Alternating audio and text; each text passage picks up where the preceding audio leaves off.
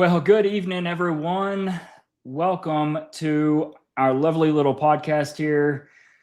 And yes, you can believe it. You can see it. It's right here in front of you. It is John and myself and Kelly all on the same stage for the first time. And I can tell you, I am so excited. I think this is going to be a wonderful discussion. People have been asking for this for weeks, months now. For John and I to get together, and I am just truly excited for this. John, Kelly, welcome. Thank y'all for joining. Thanks. Absolutely. I'm so excited for this to happen. It has definitely been a long time in the making. So let's go. Let's go. Well, so John, the way I vision tonight and how I think we attack this is clearly, if you're watching tonight, you know who John Bray is. You don't need necessarily him to go through any of his introductions and stuff. If not, you can jump on Trigger and see his introduction there of like his background and whatnot. In my opinion, everybody knows who John is. So the way I vision it is I would like to take everyone through a journey of John's evolution of his theory. Okay. Y'all are going to be surprised. We got some things that are similar, and then we've got some things that we might not be just completely aligned with, but the overarching common theme, and I think I can speak for everyone here, is that a 30-06 fired from a Mauser 98 rifle struck Charlie in the neck, which caused that fatal wound, or the wound at least. And I think I can speak for everyone here that we all are in agreement of that one fact alone. But from there, my vision is we run through evolution of John's theory, and then we really hone in and get micro-focused on his newest revelations on the audio analysis and the video analysis. So with that, Kelly, John, anything you want to start? Chime in before we really get into the steak and potatoes of things. I think that, it's just, it's great to see us here. As a reminder, today is 6 months. Hard to believe. It's been, in some ways, it feels like it was just yesterday, September 10th. But in many ways, it feels like it's been a lot longer than that. So, I don't know what, if we got to be somewhere, what better way than to be here 6 months, bringing you two together and hopefully having a really meaningful discussion that will continue to push this investigation forward and make some big strides tonight. Well said. John? I just want to hop in it, but let's go. Let's I like do it. So if we want to start at the beginning, we can click over to, I've kind of organized all of my work on a website that anyone can, go and dissect a lot of this. My source files are available there, source codes available there. So the idea is to make everything open source. So, you're not just dependent on me feeding you data. I want this to be able, to run on your local machine, to take video clips you're curious about, run them through the pipeline, see what data you come up with. I'm not trying to be the ambassador of this information. I'm just simply trying to spread the truth. And, it all really started with the first, motion mapping that I did. It's basically just taking these key angles of the close one that's slightly off to the Charlie's B is right, and then obviously the two side angles, which are cornerstones, and then the 7, which is on the opposite side.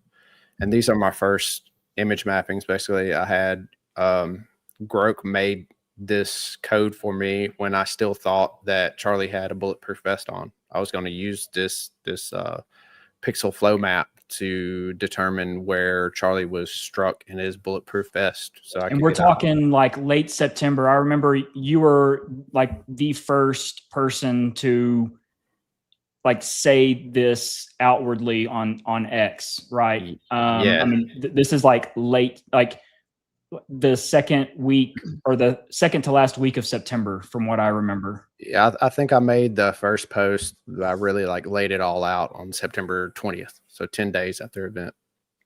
That's And right. I started making this code the day of the event, but I didn't even get through that whole day before I realized that he didn't have a vest on. There was just too many high-res still photos of him that you could see clearly. Like you could see the outline of his necklace, his cross. You could see his, his abdomen, his nipples, like through this like side photos when he's kind of slumped in the chair. You could see like a smooth silhouette of his back. There's clearly no way he had armor on, especially not plate armor. So I kind of had to abandon that, but I ran the pixel flow calculations anyway. And, what struck me was just the epicenter of it all, right?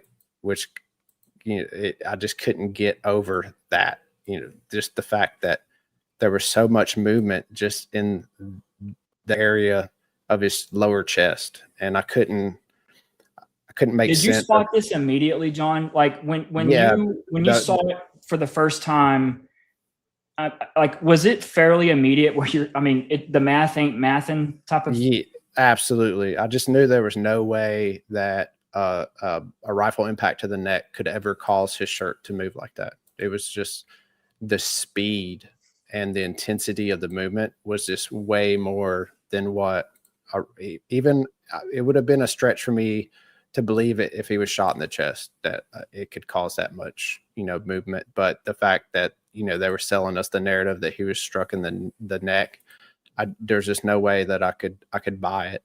And the more data I ran, especially when I added this epicenter detection, which basically this little red circle is showing you the peak movement. And this was still rough. You see it misidentifies camera movement. This is where I isolated the camera movement, but it's still when the frames are moving really fast from the event, it gives you an accurate peak. And you can see it. It's peaking right there around, boom, center chest, right around the microphone. So I kept getting those peaks around the microphone. And that led me to think, like, what in the world I didn't even know it was a microphone. I just knew he had a black speck on his chest. I didn't even, I couldn't put it together. So then that led me down a rabbit hole of identifying what the black rectangle was. And I misidentified the mic first. I thought it was a DJI mic because they have a square rectangular clasp also. But then I went through older videos and I could see where when he first got that microphone, he wore it on the outside of his shirt. So you could see the big, O rogue kind of Omega symbol on it. So then I was able to really pin down the brand.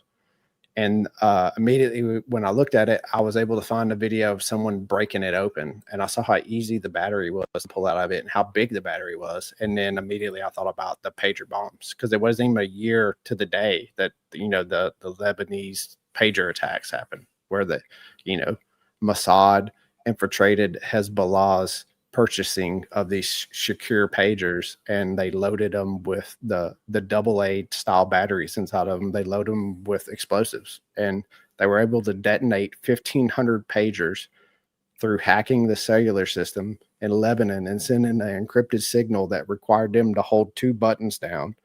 And when they did that, it triggered the explosive. So the idea was that they would be looking at the pager, waiting for it to decode the message, and then it would shoot the explosive into their face. And that's why you had so many people with missing fingers and missing eyes.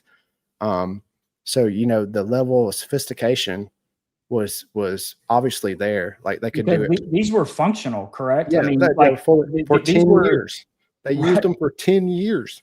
The fact when I learned that not only did they infiltrate Hezbollah that was highly suspect that these were loaded. They ran them through bomb sniffing dogs. They ran them through airport equipment. They had experts look at them. Everybody cleared them as clean and, secure devices. They used them for 10 years. And then all of a sudden, one day they just blow up. So it's like, if they can do that to Hezbollah, like Charlie Kirk's rogue wireless microphone is child's play. He doesn't even have it most of the time. It's his AV team, and then he flies all over the place. Like, there's so many opportunities for someone to doctor these devices that Charlie didn't stand a chance. Like he was at the mercy of the people around him. Most of them come like in 3-packs. I mean, like 2-packs. I mean, the DJI comes in 2-packs. I know the Rode comes in 3-packs. I mean, like they're so inexpensive.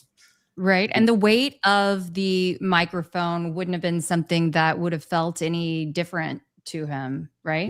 No, it would have been undetectable. The whole microphone and the magnetic clasp together is like 30 grams. So, an extra 2 grams of explosives would be undetectable. You wouldn't be able to tell the difference. Let me ask a question right here, because I've heard this get injected often, that people online, especially people that critique us and our work and our theories, they're comparing the Hezbollah pager and the visible security cam footage that was released, like there's a guy, he's like in a produce section at a grocery store. Yep. And they're comparing that to this here, or they're comparing it to, say, someone or a team that's SF trying to breach a door in or behind enemy lines. Walk us through the differences and why we're talking about apples and oranges. Yeah. So like a door breach is like, on a small door breach is like 10 to 15 grams of explosives. Most of the door breaches that they use is almost an ounce, so 30 grams. So we're talking about 15 times more explosives in that device. And the Lebanese attack they were hidden in AA batteries. So a batteries is just layers of cells in a battery. And they basically removed one of those layers and put explosives in it.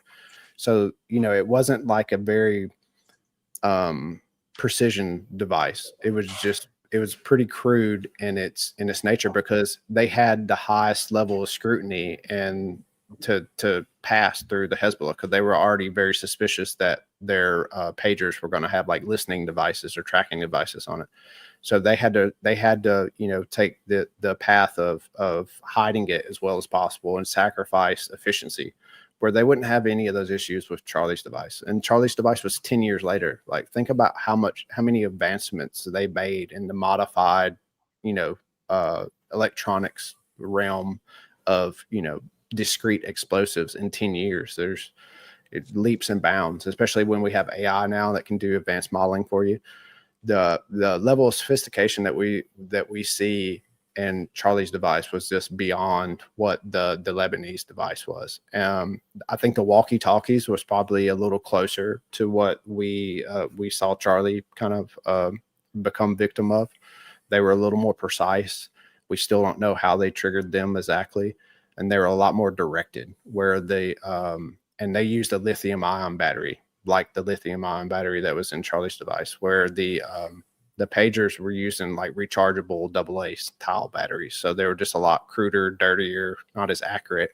And you can see that by the injuries, as far as how many walkie-talkies were exploded to fatalities. They were far more effective at killing the victims than the pagers were. The pagers basically maimed and took the eyes out of the victims. So they just weren't as effective, and it's largely because they were hiding them in AA battery style explosives. So we're talking a 360 degree, like what I would vision if I were to be hovering in the air as a firecracker, I forget artillery shell, as it goes off. I mean, it's exploding out in a multi-axis style. That's what we basically saw with the Hezbollah pagers. And yeah, the pagers were like the end caps of the batteries were the directional.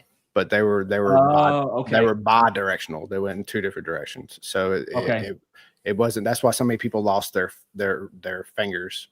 And so it was not as clean as the walkie-talkies were directed at their chest. So they actually like blew holes through the casing and directly, because people wear walkie-talkies on their chest, right?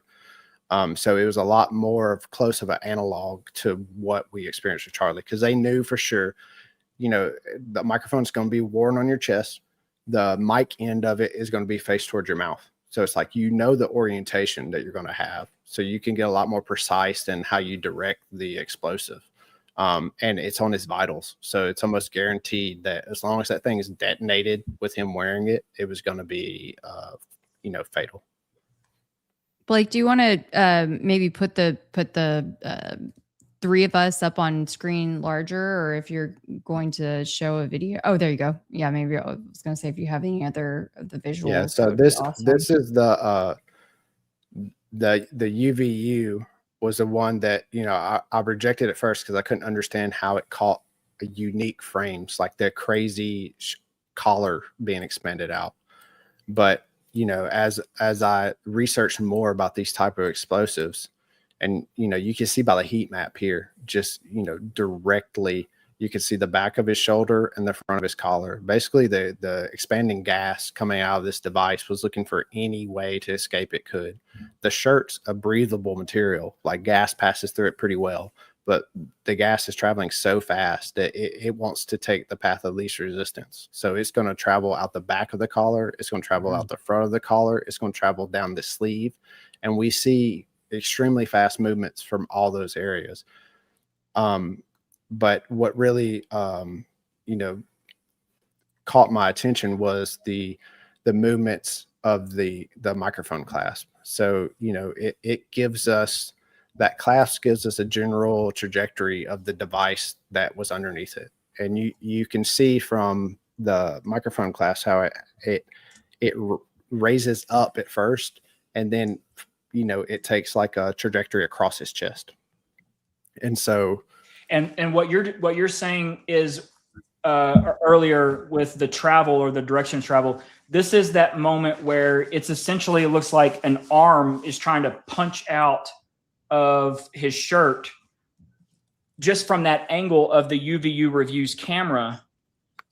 And it's moving laterally from clavicle, essentially to clavicle, but you're getting something that looks like it's punching out of the shirt. Yeah, and in all directions. You know, the Mark's video, another video I rejected at first. I called it the humpback fake, and I just couldn't understand how a 30 frame per second video captures this giant stretching collar, but a video that's taken on the same side in 60 frame per second doesn't capture it. I just couldn't wrap my mind around it. But you look at high order explosives, they have a speed at which they expand that's beyond any. That's why they're high order explosives. So, you know, that's why they create so much damage, and they're able to breach doors and, you know, punch through armor. It's because they move at such speeds that it makes things that are normally pretty strong, it just obliterates them. It turns them to liquid, basically. Let me ask you something real quick, John, on this frame FPS. So we've got 30 frames, 60 frames. There might be a 120, but for the most part, we got 30 and 60 that recorded this event. Okay. And essentially it's 30 frames that the shutter is opening and shutting, correct? 30 Yep. times? 33 milliseconds. 33 milliseconds. Yep. And then for 60? 16 milliseconds. Okay. So how much data is actually, like in some of these super high frame rate cameras that do super slow motion, like we're talking, it is possible for an event to be, if someone starts recording and they're catching that 33 and then someone else hits record, they could be on a different stagger recording the same event, but staggered differently. and the 30 frame pick up something that the 60 frame didn't. Is the that fair? It's called shutter speed. So it's just like when you take pictures with the camera. If you're trying to take a picture of something that's moving really fast, you have to have a quick shutter speed. So cameras use a basic ratio that the more the frames per second, there's a certain number of the speed of the shutter speed has to move in a direct ratio. So the quicker the frames per second, the faster the shutter speed. And I don't know if anyone's ever recorded like super slow-mo on their camera. Everything gets really dark, right? It can only capture things that are really bright. And it's because the shutter speed is so fast. It has to increase the shutter speed to be able to do higher frames per second. So, you're sacrificing the amount of light that can get into that sensor in a certain amount of time because the shutter is only open a certain period of time. So every camera, even if everyone hit record at the same time, there's going to be millisecond differences in between the shutter speed of every camera. And when this event was something so fast with things happening that now it might have been a little chaotic in September and October, right? Trying to basically digest all of this information. But now, I mean, it's like, I think we see it perfectly clear for what it is. That we were dealing with things that happened within the 5 millisecond range when we're using, cameras that are capturing 33 millisecond frames. So, it opened up the possibilities that every single camera could capture a unique frame and it be absolutely authentic just through the differences of the shutter speed. Yep. And, you can only explain that by a high order explosive. Even cavitation from a bullet hitting flesh doesn't move that fast. The bullet moves that fast, but when it hits flesh, it's slowing down from the moment that it impacts to every centimeter it travels. And the flesh only responds in a certain amount of speed. But when you have high order explosives that are basically expanding gas at Mach 7, it can defy physics on how things move. And that's, basically what we saw. I would have never assumed that a shirt collar could stretch out to that amount. Sure. And I think a lot of people had it. I mean, it's my opinion that they had it confused with this collar expanding, and they're somehow saying that the neck is also expanding. Like, look, you can see cavitation here, and I'm sorry, like the neck is not going to expand to 5 times its size. I mean, that's where you get the actual exploding. And I don't want to be graphic, but that's where you start to lose like limbs and whatnot, is because it cavitates and blows the limb off because there's no elasticity like that. I mean, and the neck being hit off center, I mean, it's just, I think that was the one thing that people just were like, oh, it's cavitation. I'm like, no. That's why you can look at, from impacts of rifles, the supersonic impacts, especially if they hit on the outside of soft flesh, just tear chunks off. It's because it's forcing the flesh to move faster than it can withstand. So it just tears it loose. It doesn't, it's not like ballistic gelatin that doesn't have, collagen and muscle tissue and vascular tissue. It can't balloon around and, move like a big piece of rubber. It can only move so fast before those tissues tear. And when they tear, they have no integrity left anymore. If there's enough momentum, once they tear, they just keep going the direction that they were stretching in.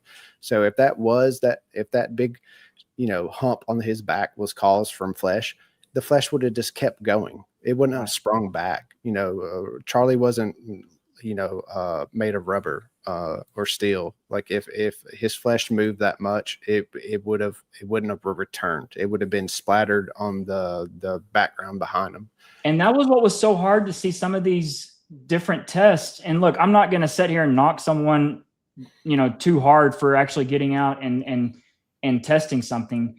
But when you're using the gel ballistics to actually expand to a diameter that is just beyond human form to then trigger the necklace breaking. I mean, that's not even remotely, first off, that's not reality, because the neck is not going to expand like that to force this. What was the length of the chain? Have you approximated? 27 inches, somewhere. Okay, it's not going to expand 27 to get that necklace popping off at the onset, right? Right. And so I think that's what helped solidify a lot of things, was that they're out here testing these gels that, look, they have to have it expand to pop their necklace. And it actually, you know, it helps solidify the theory that we're talking about here in them doing that. Yeah, and even the manufacturers of this ballistic gel, they'll warn you. It's a caveat in their explanation of their product. It's made to replicate the penetration depth and the potential wound cavity. It's not made to replicate surface action of a flesh impact, because it doesn't have the characteristics of flesh. Like they know its limitations, and they tell you about it.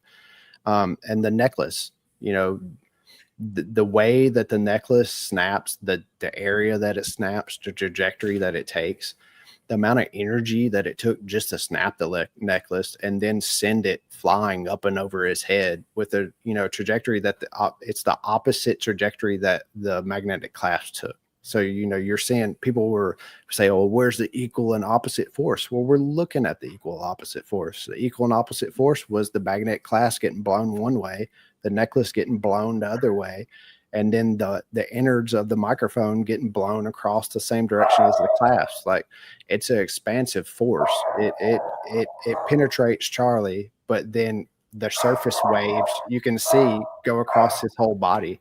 The necklace is just the key factor that, you know, it's very difficult to explain how you can snap a necklace and also send it flying with on the opposite side of his body from an impact to the neck. It's just real difficult to, you know, wrap your head around.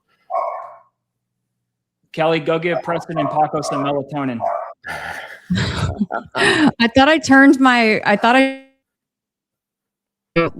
I know, right? All right, sorry. We're gonna give Preston and Paco a moment to calm down for the person walking out, probably out in the front of the house.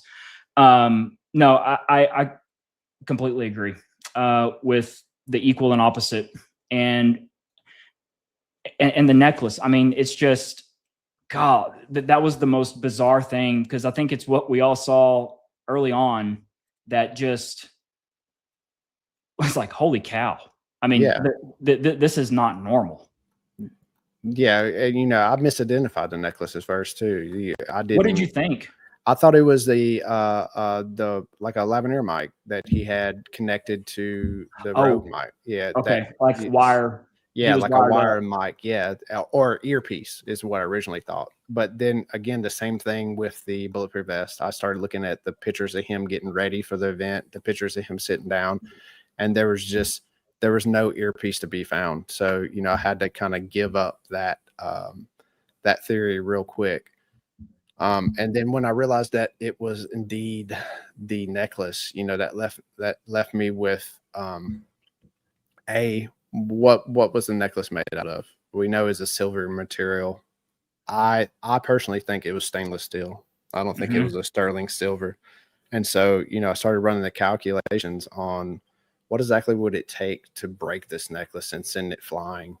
And, you know, the more I looked at that, the energy just couldn't match up. The amount of energy that it took and the speed that necklace, we see it go from a rest on his chest to halfway over his head in a single frame of the 60 frames per second. That's 16 milliseconds. Like a rifle. Let me stop you right quick, John, because I want to really hit this point home for everyone watching. Explain, and I know we talked about this before getting on. So Kelly and we're sitting in kindergarten class. We're kindergartners. Walk us through everything happening under his shirt from point A to Z in terms of when it's activated or trigger detonated through the necklace, through the shirt, all the way through basically unloading into his neck, so that basically the audience can see this in their mind as we continue forward talking about it. Do you mind doing that? Yeah, not a problem. So, we have those two, high resolution move files from, like kind of off of Charlie's side. So you see him in a profile view. And so you see a clean silhouette of the back of his neck and the front of his chest. And so, the 60 frame per second video, you see his shirt at a complete rest. And then in a single frame, we go from a complete rest to gas puffing out of the front of the shirt, and then this blur on the back. So, this was fast enough that a 60 frame per second video couldn't capture a clean frame of it. It was a blur, right? You still see the stuff in between it. It's like a ghost frame. Mm-hmm. And then at that same exact frame, we see the gas escaping out of the front of the collar.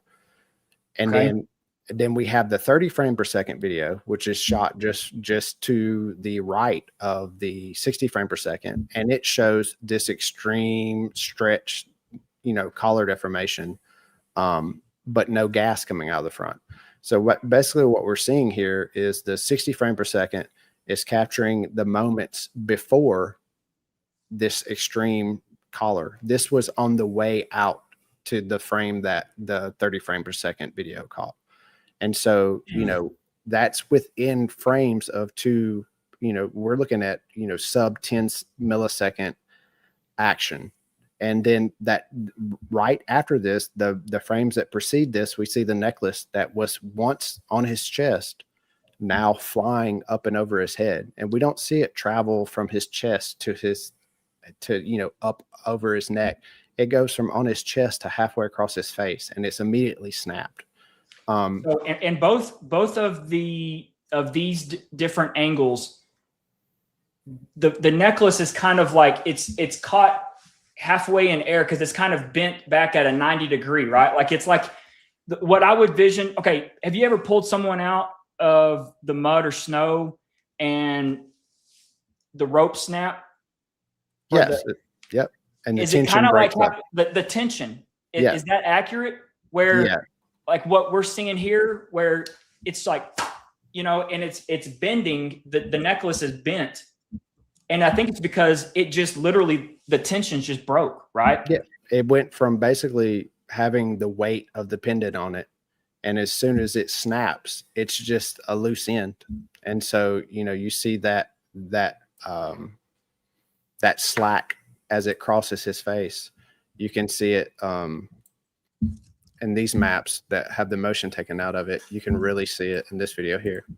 You see the slack as it goes over his ear. It looks like it. That's why I'm mistaken it as an earpiece, because it almost like takes the shape of his ear. You see along his line there? Holy cow. Yeah. Oh, boom. wow. Look at that. There was just nothing there. And it wasn't at the clasp. This necklace broke right underneath the wireless microphone. And so, again, the amount of energy that it takes to snap a stainless steel, which most is speculation, but most likely it's a stainless steel or sterling silver necklace cleanly, and then have enough energy left over to send it just flying over his head.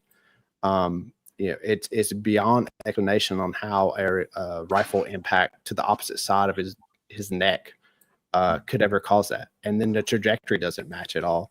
And the other very telling thing here is look at his sleeve. Watch his sleeve here. Look at that movement. Boom. You see that red zone there? That's just gas escaping. So, not only do we have enough energy to snap a necklace and send it flying over his head, but we have evidence of gas escaping through every available open point on that shirt. We have the back of the collar, the front of the collar, and the sleeve are all getting fabric deformation from gas escaping anywhere it can. But not really down though. Not really downward though, John, right? Well, like not really through his belly. Path of least resistance stuff. So why would it go down when down is twice as far as up? the collar of the shirt is hanging open. So, you know, as soon as the gas starts to travel and it opens the collar of the shirt up, then it's even less of a path of resistance. The reason we see the sleeve react, because it's the hole in the armpit. You know, the way his arms extended forward, that gas is expanding across the surface of his chest. It's traveling across the back of his neck, hitting the back of the collar, opposite side of his shirt, and then it's traveling across his chest, and it's going to hit his arm that's extended out, and the shirt sleeve opening for the sleeve is the next closest opening. So that's why we see that dramatic movement right there on the back of the shirt sleeve. I've got the DJI Go like, to. it's time for some demos. Like, okay, so we've sorry. we've got it right here, and the trigger's initiated. And what you're saying is the necklace is right next to it. Yep. Okay. And as it takes off, or as it is dumping out the energy in this direction, it snaps the necklace because the necklace is right here beside it. The case breaks open. So within the frames that we're not seeing, because it's such a fast action, the case busts open, and the gas that's escaping, because the explosive was in the sealed case, right? And as soon as that explosive goes off, the case gets annihilated. The easiest, just like the gas is looking for the path of least resistance out of the shirt. At first, it's finding the path of least resistance out of the case, and the least resistance is opening the face of the case up because it's the largest surface, so it has the highest amount of pressure put on it. So it breaks open first. It shatters the glass face of that case. It opens up like a book opening up. And then it ejects the circuit board and the microphone out of it at the same time that the necklace gets snapped. So that's why we see the necklace go this way and the collar go this way.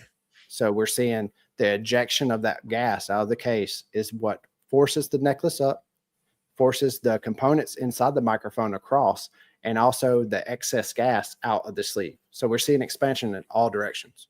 And it had to have been put on in a very particular way, right? So Philip has the magnet in one hand. He's over there waiting as Charlie's throwing his hats.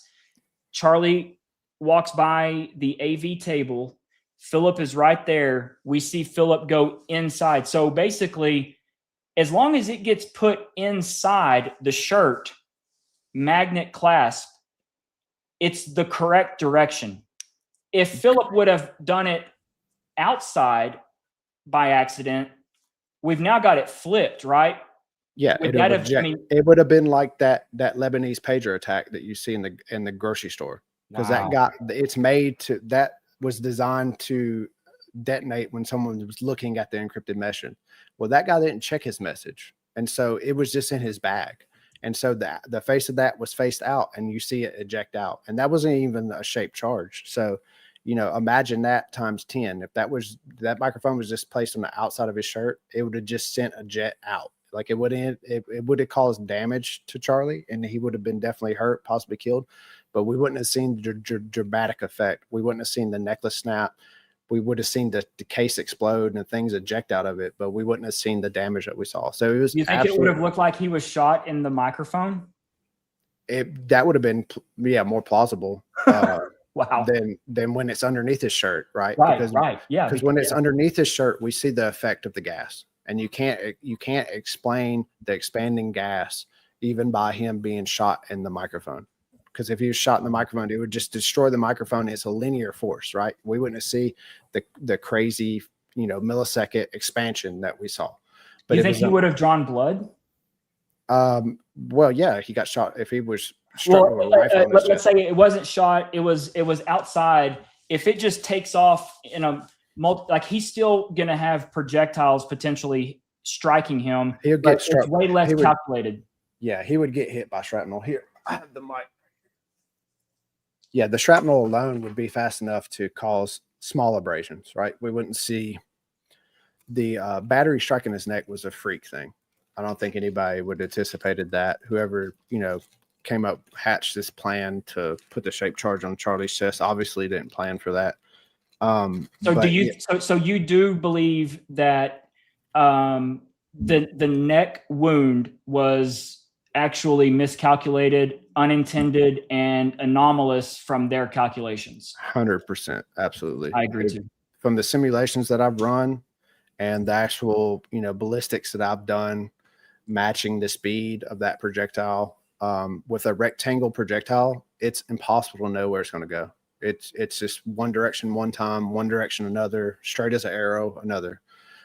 So there would be no way for them to accurately predict where it's going to go. I think it was an oversight on their part, and they had to pivot hard from their predicted outcome when they saw that neck wound. Yeah. And I think Super evident.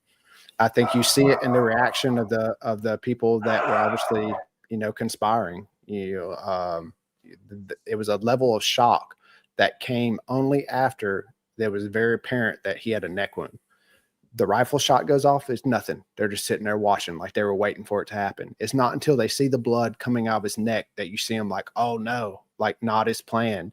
And the way they gather over, they throw Charlie to the ground as if to not allow us to see any more of it, right? Like, oh no, they don't need to see this. Let's chunk them to the ground like a bag of potatoes. And then they drag them over haphazardly, like with little, it didn't seem like they cared about his welfare at all. And then they just kind of look at him. He cuts on his meta frame glasses. Like the reactions didn't match the reality of what we saw. There were security guards that did act absolutely surprised. They sprung into action. You could tell they were shocked from the moment they heard the rifle shot. But there was a few that didn't react to the rifle shot at all. And they certainly weren't afraid of a follow-up shot. And they weren't, looking for anyone to try to point the shot to. And then, you have the AV guy go run behind the concrete and immediately says they killed Charlie. Charlie was killed. And he didn't even get a good look at Charlie. Like, how do you, if Charlie's your friend and he's your employer, like you hold out all hope that Charlie's okay. You don't hear a rifle shot, turn tail and run and go hide behind a wall and immediately say, they killed Charlie. They killed Charlie. Who is they? And how do you know Charlie's dead?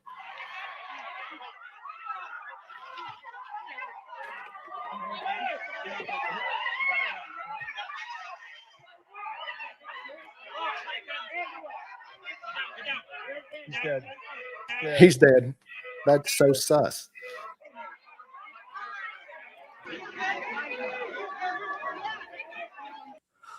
I remember I heard the gunfire, and then I don't know if you've heard this, but I heard that bullet slap him.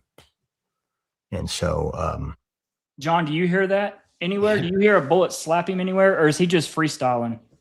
I hear a bullet slap. I hear a bullet slap a block of ballistic gel in the van that's behind him. That's what I hear, and I hear it from every camera that recorded the event.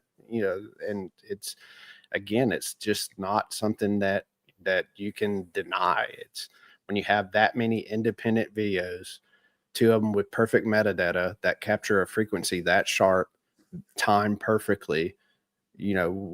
I don't have the frequency of a bullet hitting a neck or a chest. I have the frequency of reverberation of the lungs getting penetrated by a high order explosive. I have that captured in the angles. So if we look at the evidence, it doesn't line up with the eyewitness statements that we're hearing, and their actions don't line up with their accounts. It just the more you really examine the data with what they're saying, it makes it look more and more suspect that either they were complacent in it or they thought that something was going to happen. They had some foreknowledge. They weren't caught unawares. They had at least some knowledge that something was going to happen, and they were expecting it to happen, because everyone you can map the shock in everyone. There's a certain amount of delay it takes a human from hearing something to responding, and everyone shows it. But magically, this few handful of people just don't have that reaction. You can't just explain that away, especially when you look at all the circumstances in the organization. Right. It gives the motive, the means. It's the actors are easy to point out just by their reactions. You don't even have to know that they were working for Charlie and could have been in on it. you could point them out in the crowd by how they reacted. A lot of the crowd, they had to almost, and you can see their reaction, their genuine reaction, the people that were truly, genuinely surprised, is like they almost had to revalidate, like their ears heard it, but they almost had to like look to see, like to see the blood for everything, because the gunshot alone was or whatever was the sound was not enough, right? Yeah. Or at least that's what I mean. Just watching, you can hone in on certain people, or a lot of people actually. I mean, even on Cubs video, you can just look across and see that they needed that visual validation because it wasn't overly selling, right? Like it was just, I don't know. It's a bizarre thing to look at as far as like just reactions between people. I want to circle back to the audio after the fact. One thing I would like to do right here is, you're familiar with the Squib theory, okay? Yeah. Can you walk everyone through with the videos that we just looked at when you breaking it down here, okay? Or broken it down, if I can get my grammar correct. How a squib, just the math ain't mathin'. Well, it's the build up. So the speed of the acceleration, and then the just looking at the video data alone. You look at the video data on it.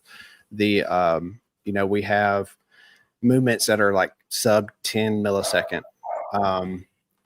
Just in the nature of a squib, like it's made for a visual representation of an impact, which means that if it moves too fast, you're losing all that data anyway. So and just when we say a squib, we're talking about what exactly? It's basically a pressurized container that first releases gas, and then shortly thereafter it'll release some liquid that's made to kind of it's made to simulate blood spatter. This is for Hollywood, right?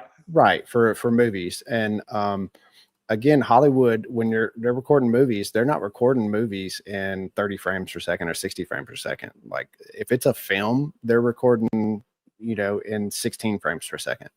So to have a device that's made to move, in these sub 10 millisecond speeds, it would defeat the whole purpose. It would just be a big blur. So just in their design alone, they're limited in how fast they can create an effect, just because if they moved any faster, they would be useless. They may replicate a wound more accurately, but they wouldn't be able to be captured by film. You wouldn't be able to see it. And exactly, given everything, let's just stick with the squib packet. Is that fair? Is that a fair assessment of how you like a packet? Right. So you have to have you have to have a vessel of liquid, you have to have a gas propellant, and then you have to have the prosthetic, which is basically going to hide the simulated wound until the point that is detonated. So is it hiding right here? I mean, it has to be, correct? Right. Yeah. They would have to have basically underneath a prosthetic layer, they would need to replicate what we saw. They would need a rectangular wound that's like kind of dressed and then covered up by a prosthetic layer of flesh that hides it, so Charlie can look like he's fine.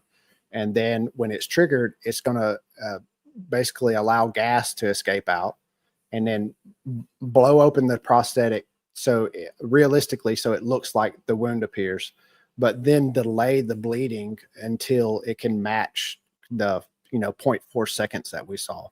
And all that's absolutely doable. But the problem is that the speeds that we see everything move around it, like the wound itself could absolutely, I promise you that if you gave someone enough resources and enough time, they could make it look like it. But they couldn't make Charlie come out, prance around, throwing hats, be shot with, high resolution video and stills all from 360 degrees around them, and then have him sit down and have it detonated. Do you see a squib here, John? No, that's flesh. You could see every pore, every wrinkle. You know, even the best of you got to think like Hollywood effects.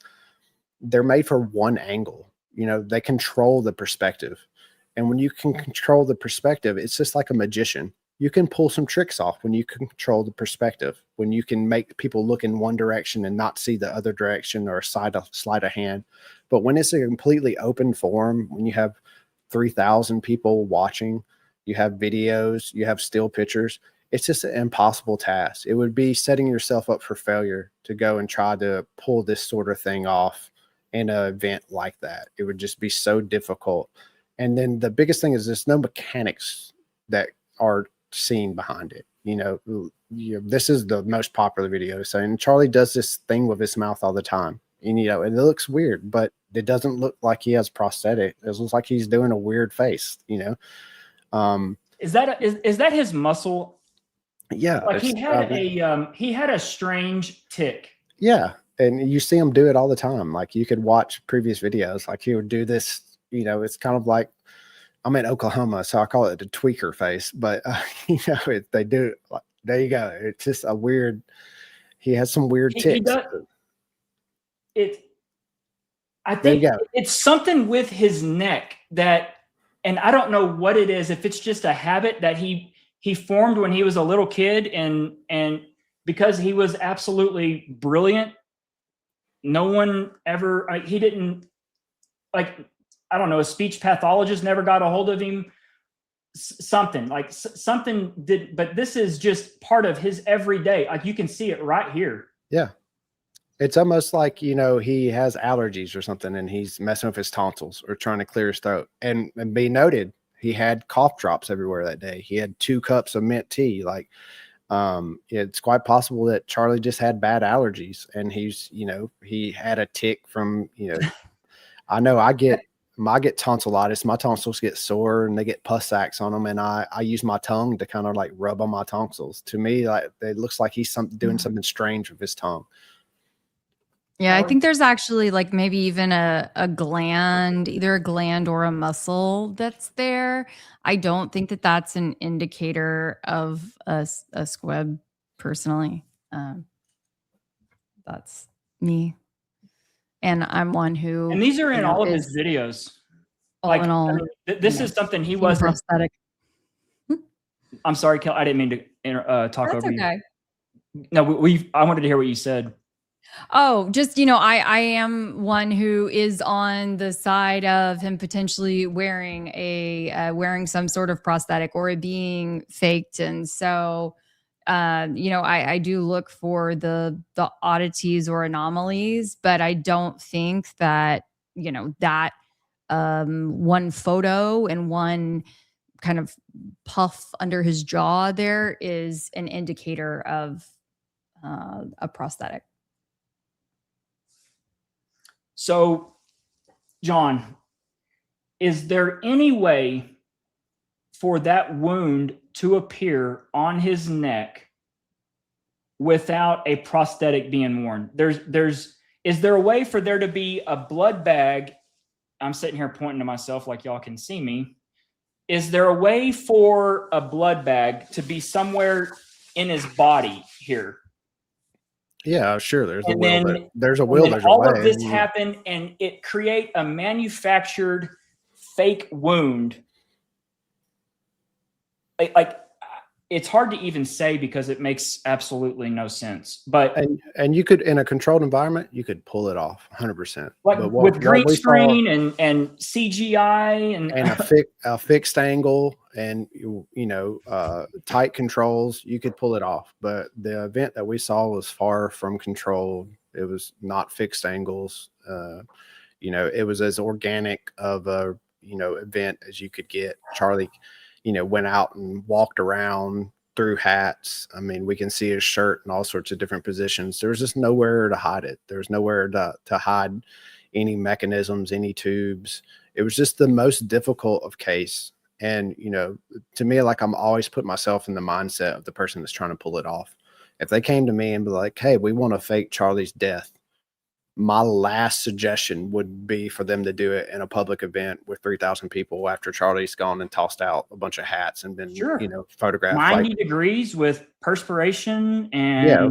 Why would we do it then? Why can't we do it why don't we do it on his podcast? You know, have him somebody breaking the podcast and shoot him, or doing while he's traveling in a car or in a plane. There's just so many better venues and better ways to do it than in a public venue with everyone watching with videos. Right. Just a worst case scenario. Like, you're just setting yourself up for failure to even try to pull it off. Yeah, nightmare. An absolute nightmare scenario. I mean, these are all 4K. I understand they're probably not coming through as 4K, but I mean, all of these, these have been analyzed. You can see belly. You can see, Charlie's got a little bit of a dad bod going on. And it's evident. I don't know if it's on this one here.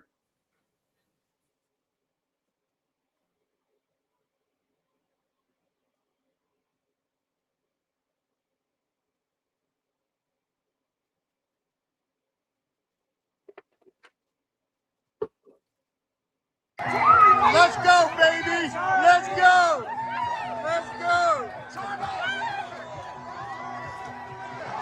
I just don't see anything. I heard you reference at one point that Charlie would have to look like, was it Octoman? I mean, like, yeah, Dr. Octopus. He would have to be yeah, wired up like, like the problem is, you're talking tubes, right?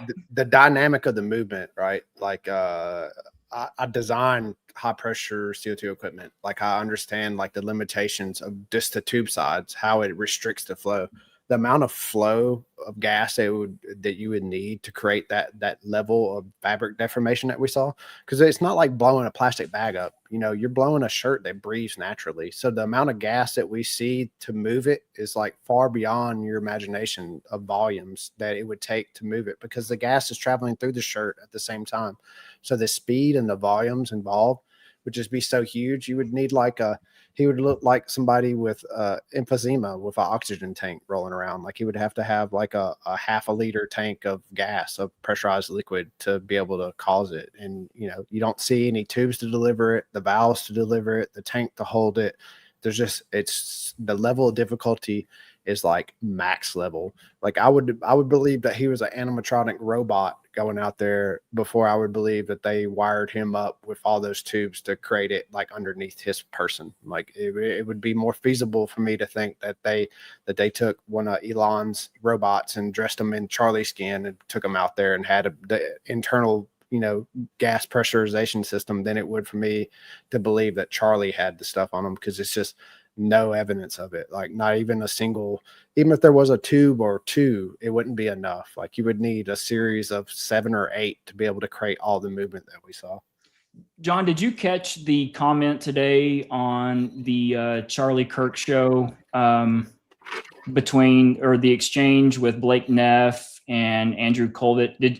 And basically the little plug, or kind of what was being set up for, it's almost like an insinuation. Did you catch any of that on Twitter today? Nah, I try not to watch any of that stuff, to be honest with you. It kind of just turns my stomach to see them just like co-op his brand like they have. It's kind of like, it's really, it's sad. Yeah, I mean, it's actually shocking. It's disgusting. And what was said, Blake Neff essentially alluded to the fact of, in a very, very obscure way, that Erica said that Charlie wouldn't come back anyways. Well, she did say this. She 1000% did. I can pull it up. She had said it. Yes, she actually said it on the show. And then I believe she'd also said it. I think I actually have 2 examples of her saying it. So it wasn't just a stretch for the record. Okay. Well, right. And look, if you are under the impression, or you see that the wheels on the bus have begun to come off, things are there's a guy named Blake and a guy named John, and they're going to be getting together 6 months after this happened. And they're talking on a Tuesday night with each other with 1,700 people watching. There's going to be thousands and thousands more watch this. They're talking about and scrutinizing every little thing that happened on September the 10th. Like you would be saying this as well. And I just want to point out and underscore this fact right here.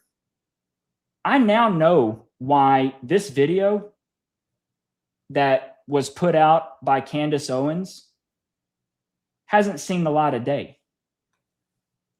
It's because it silences two crowds. It silences the crowd that thinks that there was a 30-06 fired from the roof of the Losi Center, because we're not going to see that on this 4K video. And it also silences the crowd of the fake death, because the fake death crowd, they will never, ever, ever, ever, ever have anything come to fruition, right? Because their theory lends an infinite amount of time until we all die of old age, Lord willing.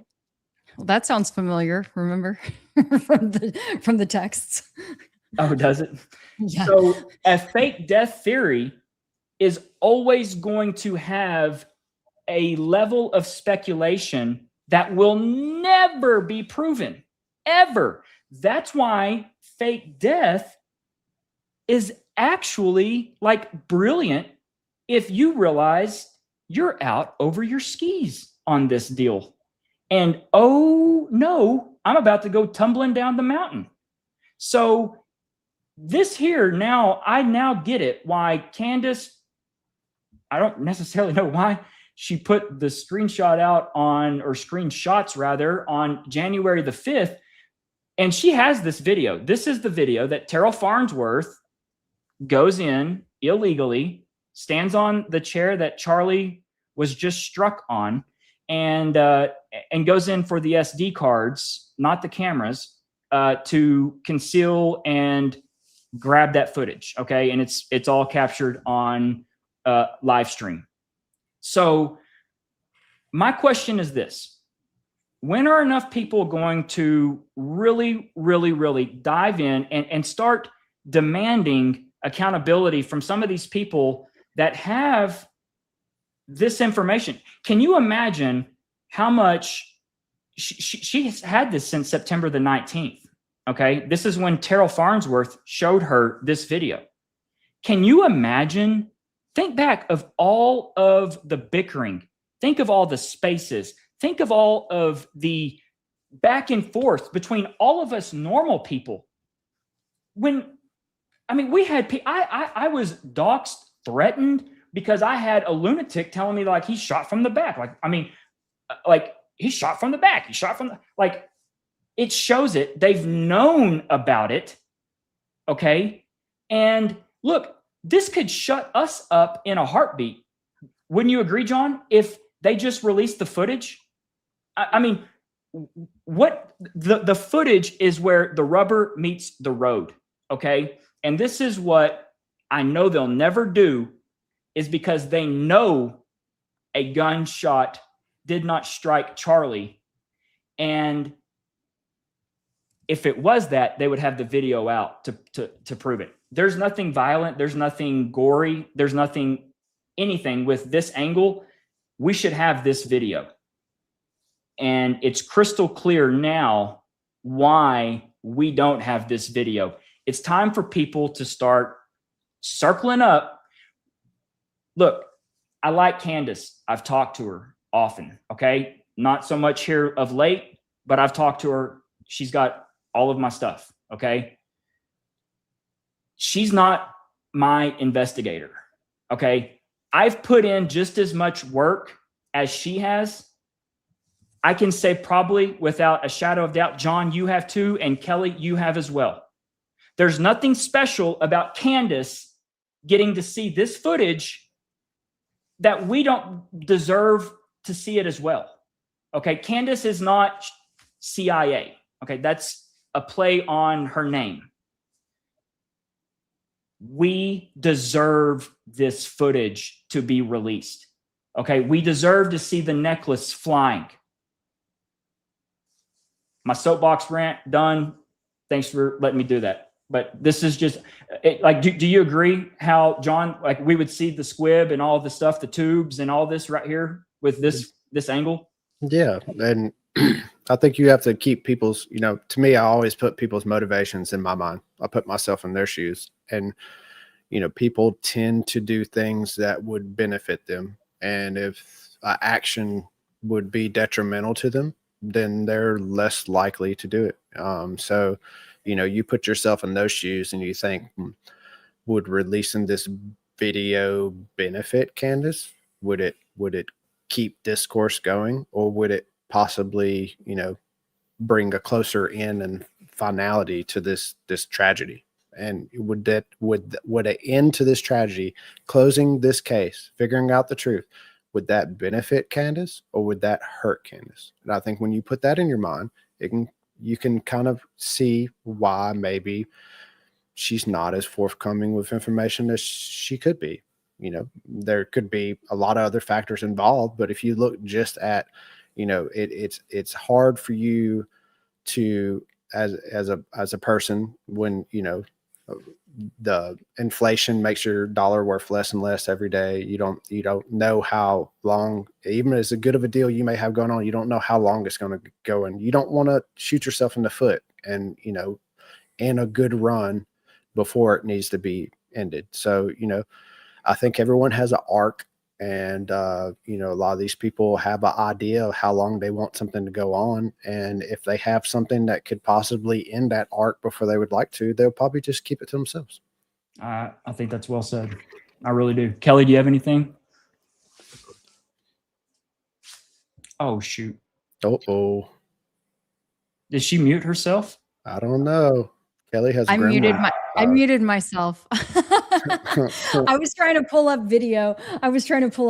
So I could prove my point, but oh, please. No, it's I would love for you to. I mean, I have it was just about the Erica thing of her saying, yeah.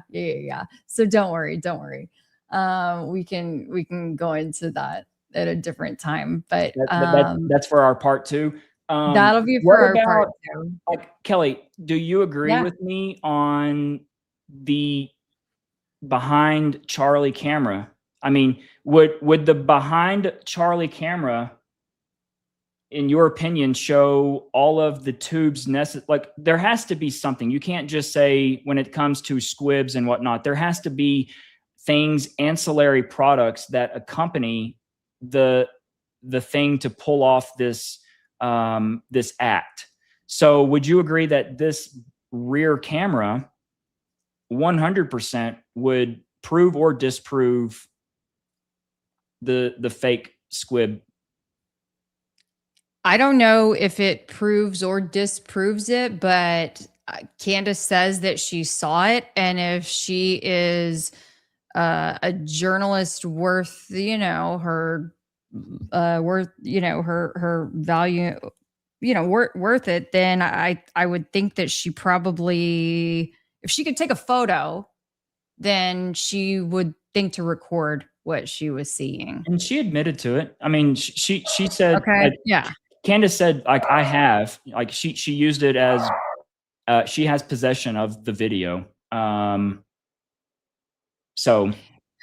But I mean, they didn't give her the video, but she viewed it and she obtained it, sort of. Right.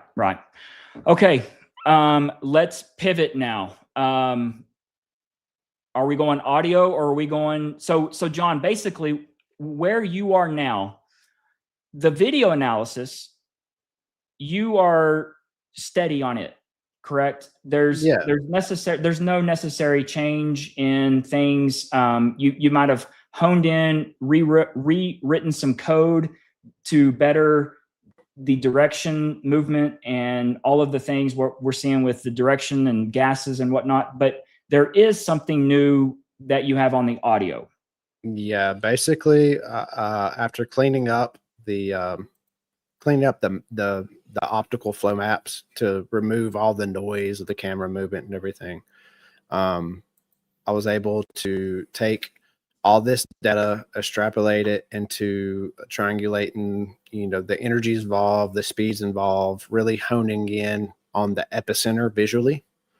And so after I had that data complete, kind of something that I was avoiding doing just because it's audio is a bit ambiguous, but when you really hone in on the details of the audio, specifically the stereo recordings, you can use the so every camera angle. So like say this camera angle, this is Cub's video. So he has that phone in the upright position, an iPhone 15 Pro. It has a left channel microphone and a right channel microphone. So any audio that comes from the right hand side, well, basically you're talking about right here. Yeah, it's going to be picked up on the right hand side of the video, and any audio that comes directly from the left hand side will be picked up from the left hand side. Audio that comes from the center will be picked up evenly on both sides of the channels, the left and right channels. So basically, I developed a pipeline that could look at the polarity of the audio and use the peaks and specifically the polarity flip, where the peaks go from one side to the other, showing a very directional sound. And because we have camera angles 180 degrees around Charlie, we can use the camera angles on the opposite side to validate the data on the camera angles on this side. For instance, if we have a peak from the muzzle, that from this angle that we're looking at, Cub's angle, obviously the muzzle blast is going to come directly from the right. Majority of that sound is going to arrive at the right first before it echoes off anything or does anything else. There's no way the sound doesn't pass Cub's phone from the right first. On the opposite side, we have the 7 angle, and it's going to be the opposite. There's no way the muzzle blast passes that phone without passing through the left channel first. And so it gives us a very solid means to take the limiting factors of cell phones is that, they're made to capture normal everyday sounds. What if it's straight on? What if you're recording straight on? You get even sounds between both channels. What if there's a shade of one side over the other? Are you going to get the proportionate shade to reflect proportionately with the two microphones? Absolutely. You can pretty much, as it pans from the left to center to the right, it evenly pans on the audio. So you'll see the peaks move from one side to the other, the frequency dependent. So when you take the videos from the opposite sides, you basically see a mirror image of the other one if they're capturing the same audio.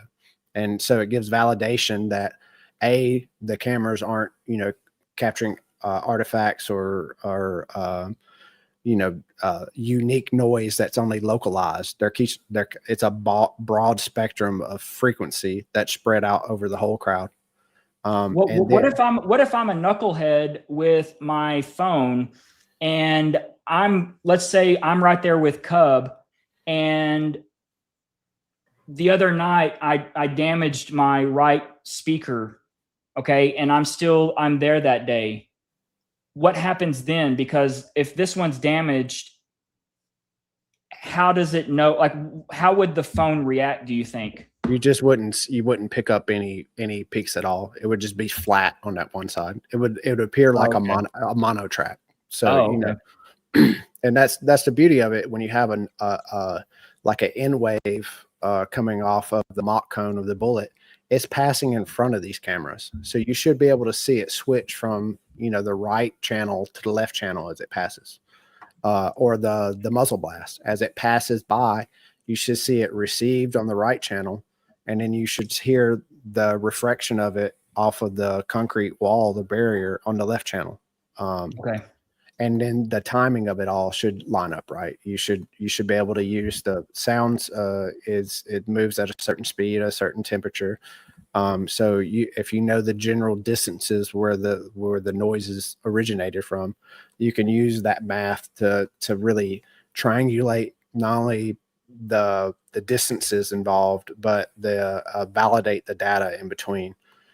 So that's what kind of this data is looking at, the raw waveforms, and then we're looking at the offset and the differential. And so, you know, it's looking at, is this picking up majority sound in one channel versus the other? Is it flipping from one channel to the other channel? So we're looking at data from one particular device on Yep. this graphic. Yep. And so basically I ran this analysis on all the stereo recordings of that day and combined them together to isolate the different frequencies that show, you know, unique characteristics, be it a frequency that's very left channel dominant, very right channel dominant, or a frequency that is centered where you see it in both the channels. And using that data and positioning of the different camera angles, you kind of can build an audio picture of kind of where the frequencies originated and how they pass over the crowd. And so what I determined was the key frequencies that were involved in this event were basically you have the N wave frequency, which is the frequency of the projectile that kind of passes over the whole crowd. And that's pretty real quick. I don't know if we hit this. Will you just real articulately lay out exactly what you're thinking is happening in conjunction with the visual underneath the shirt? Okay. How does that overlay with what your hypothesis or theory is with the audio and what happens? So basically, from roughly 140 to 150 yards away, we have a supersonic projectile that travels over the crowd, and that's picked up on all the cameras. Right? We clearly can identify it. The stereo channels match for each side. They flip if you're on one side of the crowd to the other side of the crowd. We have a low frequency event that originates from around the tent. So, it's from the camera angles that are in front of the tent, they're balanced. They flip back and forth between the peaks of the channels. And then the like Cubs and Mark's angles, they have a little bit of channel dependency. Cubs is a little bit on the right because he's almost like to the side, almost behind Charlie a little bit, where Mark's a little bit more in front of him. And you see the slight difference in between them. The cameras in front, they flip back and forth. So and then, what allows you to arrive, or what has allowed you to travel to this conclusion, is because of the heavy dominant speaker side of the direction that you believe the gun was fired. right. And looking in at correlation with what you're seeing from the audio. Yeah, isolating the frequencies. Each frequency is like a fingerprint. Like you have a scientific method that you can attribute that frequency to a certain energetic event. And so I've isolated the 30 caliber bullet traveling at supersonic speed. I've isolated a high order explosive detonating. A reverberation of inner cavity of a human chest, reverberating the thorax from a deep penetration and the shock waves from it, and the 4940 hertz signal high frequency gas discharge of a ballistic gel block gassing off from the cavitation of an impact of that 30 caliber bullet, and then also the cavitation thereafter of that collapse of that cavity that's created from that bullet impact. And that's what we're looking at here. Okay. And if you can go on YouTube and you can look at, or even look on my Instagram, I have a video that I posted that shows the cavitation inside a ballistic gel block. So basically the bullet impacts, it travels and it creates this cavitation wound channel that opens up and creates basically a big gas pocket. And then as the ballistic gel collapses, it creates explosions from compression, just like an engine, right? You compress oxygen and it detonates. So And you're saying you can see the gas, the compression from the actual, you're saying the gel block being penetrated. I can see the gas. I can see the gas escaping from the original cavitation penetration, and then I can see the detonation in the pattern, the exact pattern that you would expect from the calculations of the amount of cavitation, the volume of gas, and the resistance of the block. And again, we have real world examples. There's probably 30 or 40 high speed recordings with audio on YouTube of this, and I referenced those in this, and then there's empirical math to it too. But you can see those peaks recorded in all the cameras. Not only did it capture the gas escaping out of that orifice that's made in the gel block, but then that cavitation collapsing and exploding, detonating in the gel. We have that in a frequency, which is 5 different events. So and real quick, John, where's the graphic that shows the left camera, or excuse me, the left microphone dominant recording? How is it denoted? Yeah, I have forensic packages for all this data, so we can see this so audio smart. analysis report here. And I send this all this data I send to Tyler Robertson's defense team. I'm sure they're going to do nothing with it. Ooh, that file's not there. I'll have to fix that. But I'll get that fixed later. They're all PDFs available.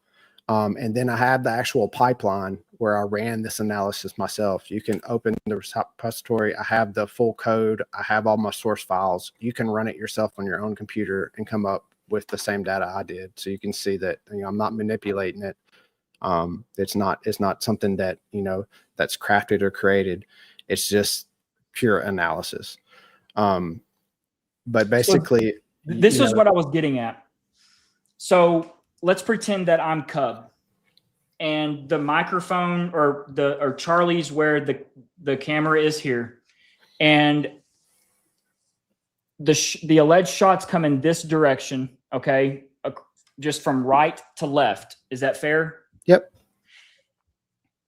So you're saying that you can easily see that the right microphone picks up what occurs to the right, which is where the shot originates. Now, here's my question. You're talking about the gases. Those would be occurring over here to the left because the van is now on the left-hand side. Is the iPhone capable enough to illustrate that switching of the microphones? I don't even know what the time would be. You would be able to say 440 hertz. So we're looking at 10 milliseconds, something around there. Is it capable of picking up that sort of? Yeah, that's what I detected. So you can see the time delay in it. So, it's. And you can see it switch? Yeah, you can see the channel dominant switch. And then that frequency is only picked up, and Cub was the closest to the van. That 4940 hertz frequency is the frequency of the ballistic gel. It's only picked up in his left channel. It's only picked up in Mark's left channel. And as you go across the crowd, the triangulation is perfect. It's the tightest triangulation I have of any frequency of the whole event. It's within 3 meters of all the cameras. Wow. So, as you get further away from the van, the frequency is less dominant, and you see the channels switch as the position moves. The people in the center pick it up on both their channels. The people on the far left side of Charlie, they pick it up on their right channel. So, that frequency is the most nailed. I wouldn't, the van wasn't even on my radar. I literally discounted it. I tried to only pay attention to the things that happened to Charlie, the energy in the shirt. But when I ran the analysis on that specific frequency, and I saw how tight the triangulation was, I couldn't deny it anymore. And what did you think it was? Originally, let's go before this. What did you think? When I first ran the analysis, my first impression was that it was the gas escaping from the collar of the shirt, because I did the first thing I did was sync it with the frames. So Cubs is the fastest frame rate that we have. So I synced it to Cub's video, and it started immediately when we see the gas coming out of the front of the collar. So I was like, I found the source of the gas. I jumped to conclusion. I ran the analysis of it. The lithium-ion battery breaching from a runaway kind of battery failure, which would be from like a shaped charge exploding next to it, right, would cause it to fail. I ran the calculations, and if it had a breach in it that was 4 to 5 millimeters wide, it could create that frequency. But the problem was that it could create that frequency, but it couldn't create it cleanly and for as long as we heard it for. And that was before I ran the stereo analysis on it. And so I just saw it sync with Cub's video. I knew that isolated frequency. I knew it was the loudest in his recording, and he was kind of the closest to that side of Charlie. So I jumped to the conclusion that it was the battery. But as I started to look at the other camera angles, and I started to notice the channel dominance and how it shifted as you went around, it became apparent that it didn't come from the area where Charlie was. So does this theory interfere with anything that you've described prior with the gas leaking out? Now that you've identified that you think the gas is related to the gel, does this interfere with anything on the hypothesis of the gas from underneath his shirt? No, because the other problem was that it was lasting longer. The frequency was lasting longer than the speed of the movement of the shirt. The shirt was much faster than, so I couldn't really. You really couldn't square it. I couldn't square it out. Right. Exactly. It was lasting, the frequency was lasting longer than what the battery should have been able to make. And it was also lasting longer than what we were seeing visual evidence of the shirt movement. When we're talking about explosions and things, I mean, you can easily write it off for the fact that, I mean, this is just like, it's part of ranching. This is part of playing with explosives. I mean, like it's just, and that's why audio analysis is dangerous, because if you don't sync it with a visual key, like you have to have it synced with a visual effect, because you can just go into, self-confirmation where you're wanting to see something and you can find it in the audio because it's ambiguous. You can make it seem like this, that, and other. So that's why this is the gases. What about the actual shot? What was your original hypothesis from the actual shot? Because you weren't on the roof, right? I always assumed it was from the roof, just because it just seemed like he shot over the Hall of Flags. I thought that they just shot it over into the fountains, that it was shot.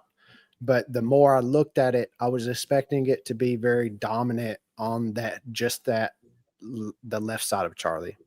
And the more I was seeing that, Cub's video is what bothered me the most. He was picking up a really strong N wave off of that cone. And he's right there. He's right there. And he was so close to it. And if they were shooting it just over the breezeway, right, that they had taped off, then he wouldn't capture it as strong as the people that were closer to it. So, the stereo dominance wasn't lining up with my thesis that they just shot it over the top of Charlie. And then I realized when I really got down to tying the audio down to the frames, the first frame of movement, that my initial impression was that they delayed the detonation of the device to go off with the arrival of the sound wave. Okay, so let's get into this now, because this is where. Hey, sorry to interrupt, guys. Can y'all switch the view up a little bit, just so I don't know? I think y'all are pretty small for folks, so, or I guess we are. Yeah, there we go. There we go. Sorry, Kelly. Make me big. No, for the audience, not for me. For the audience. I'm messing with you. Okay, so this is crucial in my opinion, John. Walk me through the timing of this happening, because the slightest deviation, early, late, the slightest, they're cooked. Yeah, I knew the timing was going to be like the most important thing. So immediately, like in my mind, like you have a device that has the charge on it. The lowest latency detonation you could have is have the device itself trigger the detonation. So hang on in just a second. Have the device itself trigger the detonation. that Rode microphone, it has an ARM processor in it, and it has millisecond timing to sync it up with the video that you're recording. That's what makes it the Pro model versus the Go model. It has a special chipset in it with really precise timing. So in my mind, they were going to use that ARM processor in there and the microphone to pick up the N wave and delay the detonation to perfect timing for when the muzzle blast arrived. But when I started running synced frames with the audio, the detonation was before the muzzle blast. And when you look at the videos, you can see it. It doesn't make sense because you hear the crack that you think is the muzzle blast, and then the shirt's already moving and everything. By the time by the time the muzzle blast gets there, like the shirt movement's almost over. Absolutely. So it's like it didn't square up like you said before. So then I was left with, well, obviously the N wave could have been the detonating, trigger, but why would they choose the N wave, the mop cone, over the louder muzzle blast? And that's when I looked at the videos of the Lebanese pager attacks, and then where people did audio or did test with high order explosives, kind of like loading them in pagers and showing the damage that they could do. I took all those videos and I ran analysis on it, and I realized that the frequencies that the PETN give off are right in the range of the frequencies that the mop cone give off. So if you're trying to obscure the sound of the detonating microphone device, the better candidate to do that is the candidate that has a similar frequency as it. And that's the mop cone off the projectile, not the muzzle blast off of the rifle. So what you're describing is that and like I said, this is the DJI go-to. This is not what he had, but I don't have what well, I have it at home. I got it right You're here. saying you've got it. You're saying the projectile, the cartridge, the fired bullet whizzing by, picking up on the microphone is what triggers the detonation. That's what I was thinking, but because they had to use that sound to hide the sound of the explosive, it's a little bit too tight on timing. Because even this device, even as fast as it is, there's a delay between it processing the sound, sending the signal, and the detonation actually going off. Because his shirt's moving early. So it has to, the trigger is a mystery to me now. So, I can't really identify what it would, it has to be. I'll help you out, John. It has to be something else. Either has to be the shooter himself triggering it when he pulls the trigger to get the proper delay time. It can't even be the impact to ballistic gel, because the impact to ballistic gel would be after the fact, right? The supersonic wave has already passed by and impacted the gel. So it has to be something else. And, I don't have the data to support what that is. So, I have to yield to what the data tells me. And my original analysis on, the N wave being the detonating signal for the microphone, it's just too tight. It's possible, but I wouldn't personally risk it if I was doing the event myself. I would want something that had a little bit of a latency in between the actual N wave passing by that I'm depending on hiding and obstructing the sound of the detonation, and the actual trigger for it. What about any other anomalous occurrences that you've identified with the audio that day? Is there anything that just stands out crazy to you with the audio? There was this low frequency rumble that I couldn't really identify, but when I started to run the calculations on the actual the mechanics of what it would sound like to have a shaped charge detonated on the chest of a person, it became really clear that those low frequency rumbles, not only I knew that they were triangulated around the tent, that they originated from the same area, they had the same stereo dominance as the frequency from the detonation. But I couldn't figure out what it was until I started to run the analysis on the impact on a human chest, and particularly a male's chest penetration and the reverberation of the thorax. And it matches perfectly with the sound that you would expect. You know, it's like a human chest is like a drum. You have a outer skin and an inner cavity that's full of air. So when that jet blast from that cone of the shaped charge penetrates Charlie's chest, it hits an open cavity and basically expands and creates like a shock wave. Okay. And that shock wave creates like inside of a drum, like a bass drum on a drum set.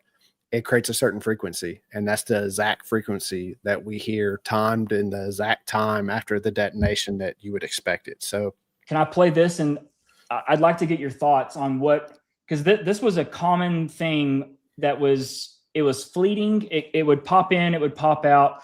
The sound that was emanating from the speakers. I'll play it.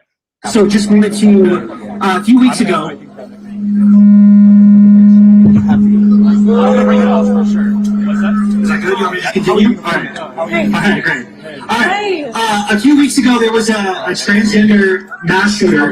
And ever since then, about 3 weeks later, the Trump DOJ said that we should start talking about revoking gun rights for transgender Americans. Now, I think you're in support of this decision. Yes, is that fair to say? All right, great. So, do you know how many transgender Americans have been mass shooters over the last 10 years? Too many. Okay. I just want to point out the lack of empirical evidence here. It's 5. Okay, now 5 is a lot, right? I'm going to give you some credit. Do you know how many mass shooters there have been in America over the last 10 years? All right, I'm going to stop it before Dan tells everyone to steal third. What do you think that is? It sounds like feedback to me. I know they were, right before that event, they had a AV guy come and turn the speakers up. You can see he goes to each speaker and kind of like turns knobs on them. So I don't know if he turned them up too loud and they were getting feedback through the SM58, but that sounds like feedback to me. And it's not consistent through the entire event. The speakers were just, something was weird. Yeah, they were too low at first. I know you could hear the crowd saying he wasn't loud enough.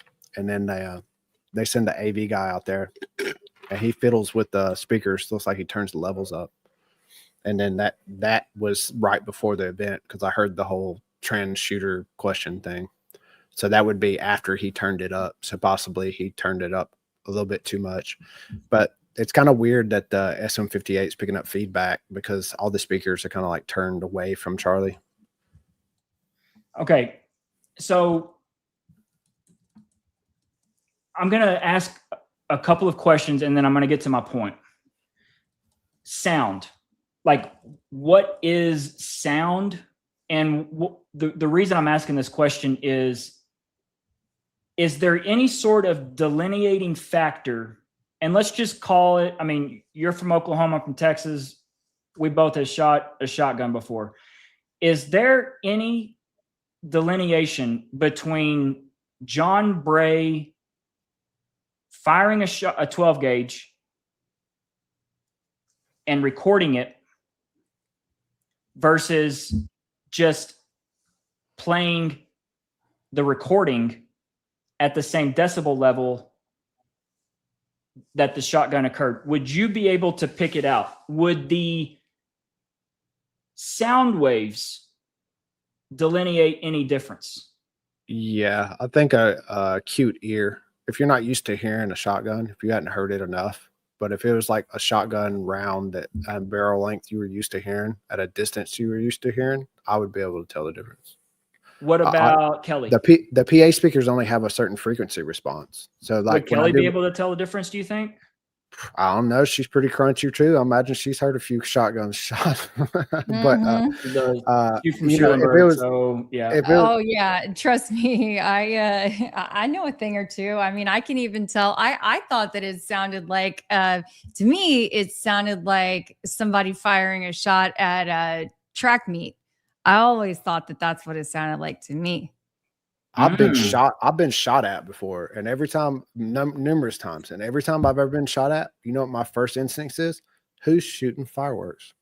And then I hear the bullets buzz by me, and I'm like, that sounded like a big mosquito. And it's literally, even though I already experienced being shot at, it takes me literally a few milliseconds to comprehend, like, that wasn't a firework and that wasn't a mosquito. I'm being shot at. Like, it's a weird thing depending on where you're at.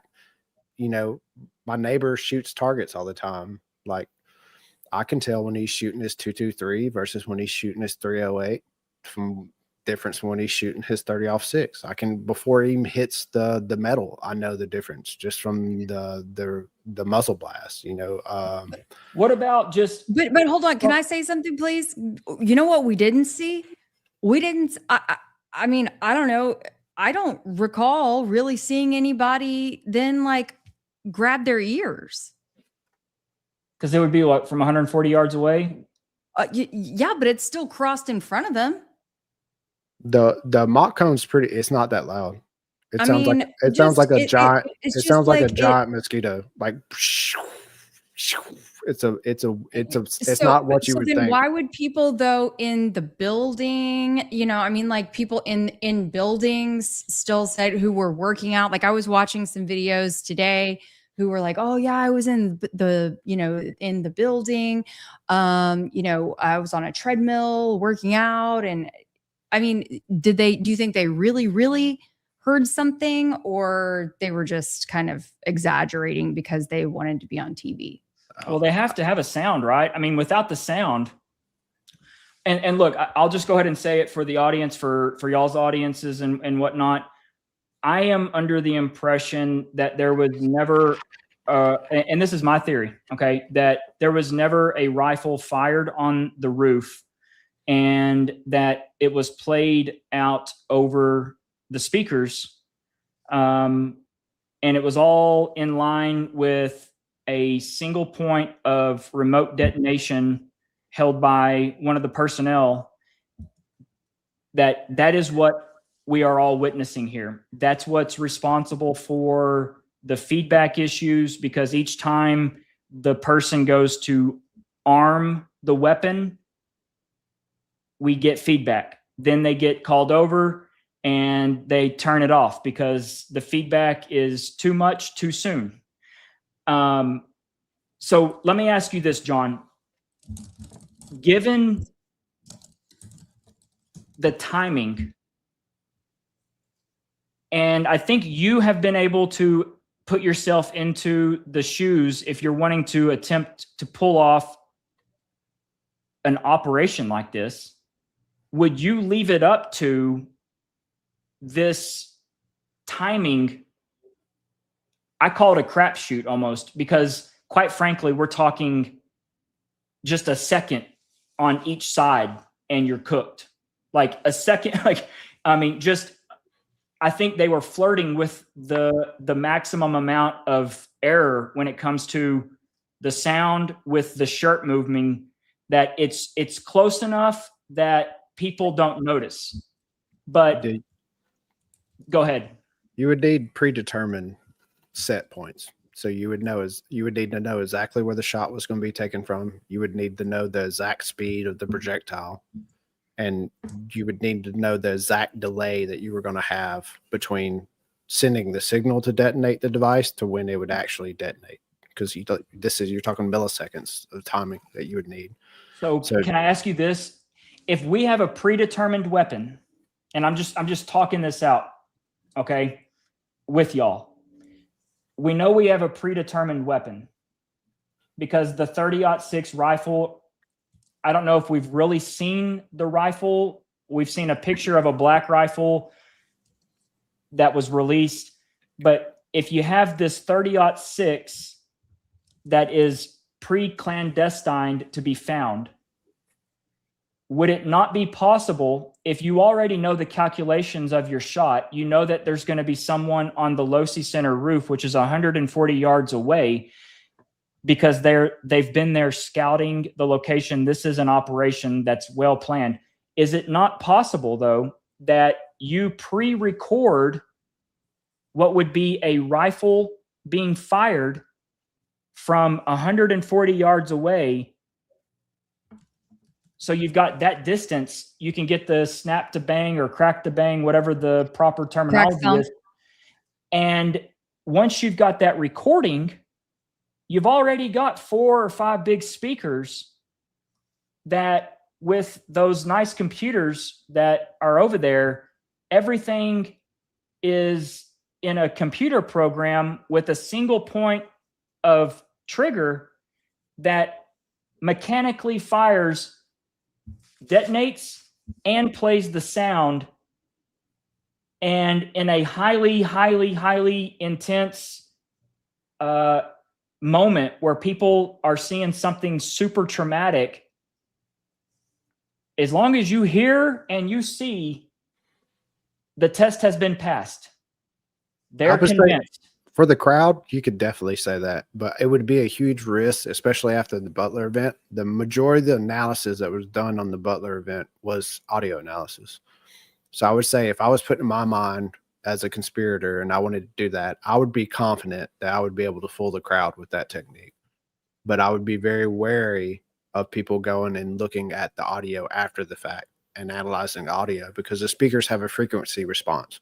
And their frequency response, especially PA speakers, they're very like mid-based, where they're not going to, they can create some high frequency and some low frequency, but they're going to have a pretty sharp cutoff, and they're going to be limiting in the decimals that they'll be able to create of these. Are you saying, like, also we're not going to get as much range on, say, the treble or the bass? Exactly. You'll get more mids. It was all about that bass. Yeah. And so while people there, it would be able to fool them if someone ran enough of the audio, especially from all the different angles we have.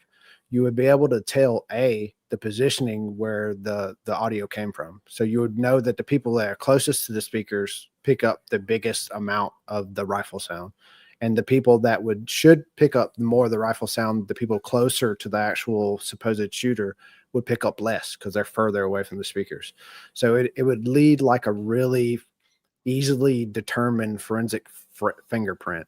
And that's not discounting it, because you could definitely fool the crowd. And if anything, it could add noise to it, which is, like, to me, the key to the whole event is just add as much noise as possible. And it makes it difficult to determine anything. That's kind of like the end wave with the timing is something that you have predetermined things on. Like, you could work out the math on that. There's no variable in how fast the bullet's going to travel. There's no variable in how fast the sound's going to travel. And if you have a preset, like, determined spot that you're going to fire the bullet, you can work it out perfectly and know from testing the device that how long the device delays from detonation. And you can work that out to precise amounts. Because obviously, we're pretty sure that Tyler Robinson didn't take the shot, which means that you had somebody that was in on the conspiracy take the shot. He could have easily had on the trigger of the rifle the trigger for the detonation with the right amount of delay to go off when that N wave crossed the area where Charlie was. So, to me, that would be something mechanical like that that's directly tied to the time when a fixed event's going to happen, that you can replicate and put time and time again, that would accurately be able to be played over again and analyzed over and over again and show everyone what they're wanting to see. They're wanting to see the N-wave peak. They want to see the muzzle blast delay match with the speed of the bullet. They want to see the impact be around the time they think that bullet would take to travel. All those things would be highly scrutinized, and they would know that it would be scrutinized, because we just had the event with, Trump assassination, where people poured over all the video angles for that, looking at the millisecond timing of everything. So, it put in my mind as a conspirator, that would be heavy on my mind, knowing that this event's going to be no different. the same people that did all the analysis on the Butler event are going to do analysis on this. They're going to use the same exact tools, the same exact methods. Let's go ahead and make sure that anything they run, that it'll be tight and right, and they won't have anything to like come to conclusion with, or if they do, it'll be ambiguous, right? Just add noise to it, and then it's ambiguous. People can come up with whatever conclusion they want. And I think that's what we're seeing. You know, I have no doubt that there was probably audio played through the speakers, because you can clearly hear the people that have cameras that have the PA speaker in front of them. The rifle sound sounds louder. It sounds different than the angles where people don't have in the camera view the speaker, like Cub's video. He didn't have a PA speaker in front of him, but Mark's closer to the PA speaker. And if you listen to the audio difference between those two, it's enough to notice just with your bare ears. And So- right here, I guess, I mean, you can't see it. I don't think we're going to get flagged. So just wanted to, I think you're in support of this decision. Yes, We don't is that see correct? anything yet right now. So do you know how many transgender Americans have been mass shooters over the last 10 years? Wait. Too many. Okay, you know we don't see anything yet. Right? Oh, can y'all hear it? We can hear Oh, it, but we hear it. It's very it's loud. real loud. It's real loud. Oh, I'm sorry. I just want to Okay, make no sure you worries. knew that we couldn't see anything. There And we go. then- Boom. Okay. Oh, can you turn it down for you? I just want to point out the lack of empirical evidence here. It's 5. Okay, now 5 is a lot, right? I'm gonna give you some credit. Do you know how many mass shooters there have been in America over the last 10 years? Counting and not counting gang violence. Great. And so this is the one thing that has just been super, I guess, irky to me, is that those recordings don't sound like it's 140 yards away. Yeah. It sounds like it's right there. And you'll be correct, because a good amount of that sound is right there. The sound, the peak wave from the detonation is right there, and you can clearly see it on all the cameras. The stereo dominance lines up with it.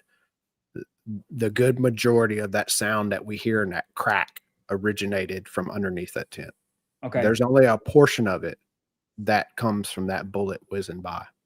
And it was just enough to add to the noise of it and the muzzle blast that follows it to have people conclude that that was a shot from that distance away. Because the distance, the math works out with the muzzle blast.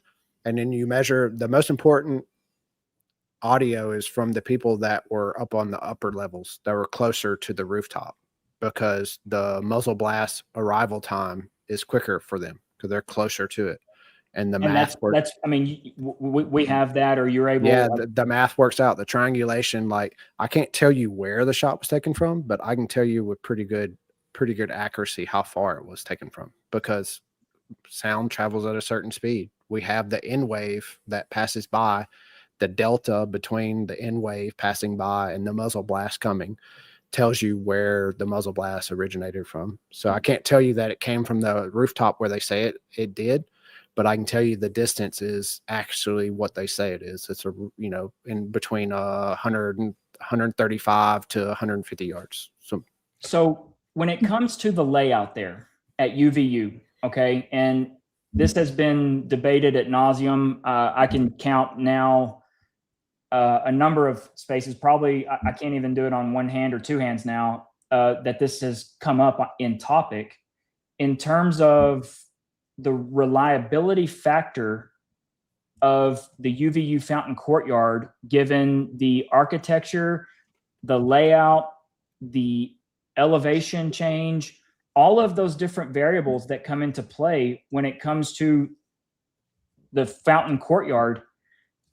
Every time it's the fact that would be if you had a choice of, say, A, B, C, D, E, and like which one's the best one, like or which one's the worst one, you're picking the Fountain Courtyard every time in terms of being able to triangulate and examine gunshots or sounds given the echo factor. How do you account for the echo in all of these tests and whatnot? That's a great point. It's a point that I was making when people would put out, audio analysis. It's an extremely noisy environment. And how you isolate that noise is through frequency and timing. So you can't just look at the waveforms themselves. You have to tie the waveforms with the movement. The movement tells us when the supposed impact happened, right? You can't have an impact without having movement. And so we look at the frames of the video. We tie the frames of the video with the very first movements that we see, which is, the resolution is the frame rate of the video and the speed of light. So that, we know the frame rate of the video. We know the speed of light's going to be faster than anything else. So that gives you a good starting point. And then you use that as the delta from when you see the first movement of the frame to when that muzzle blast passes that camera. And so what you're describing is you're matching up the video with the audio, and you're trying to determine not only the audio, the stereo dominance of the audio and the first pass of the audio. So when that frequency first passes through the audio, it should pass a general direction, either center line, which would be both channels, or from the right, which would be right channel dominant, or from the left would be left channel dominant. So not only do we get the timing, but we get a general, flat line 2D directional idea of which direction it came from.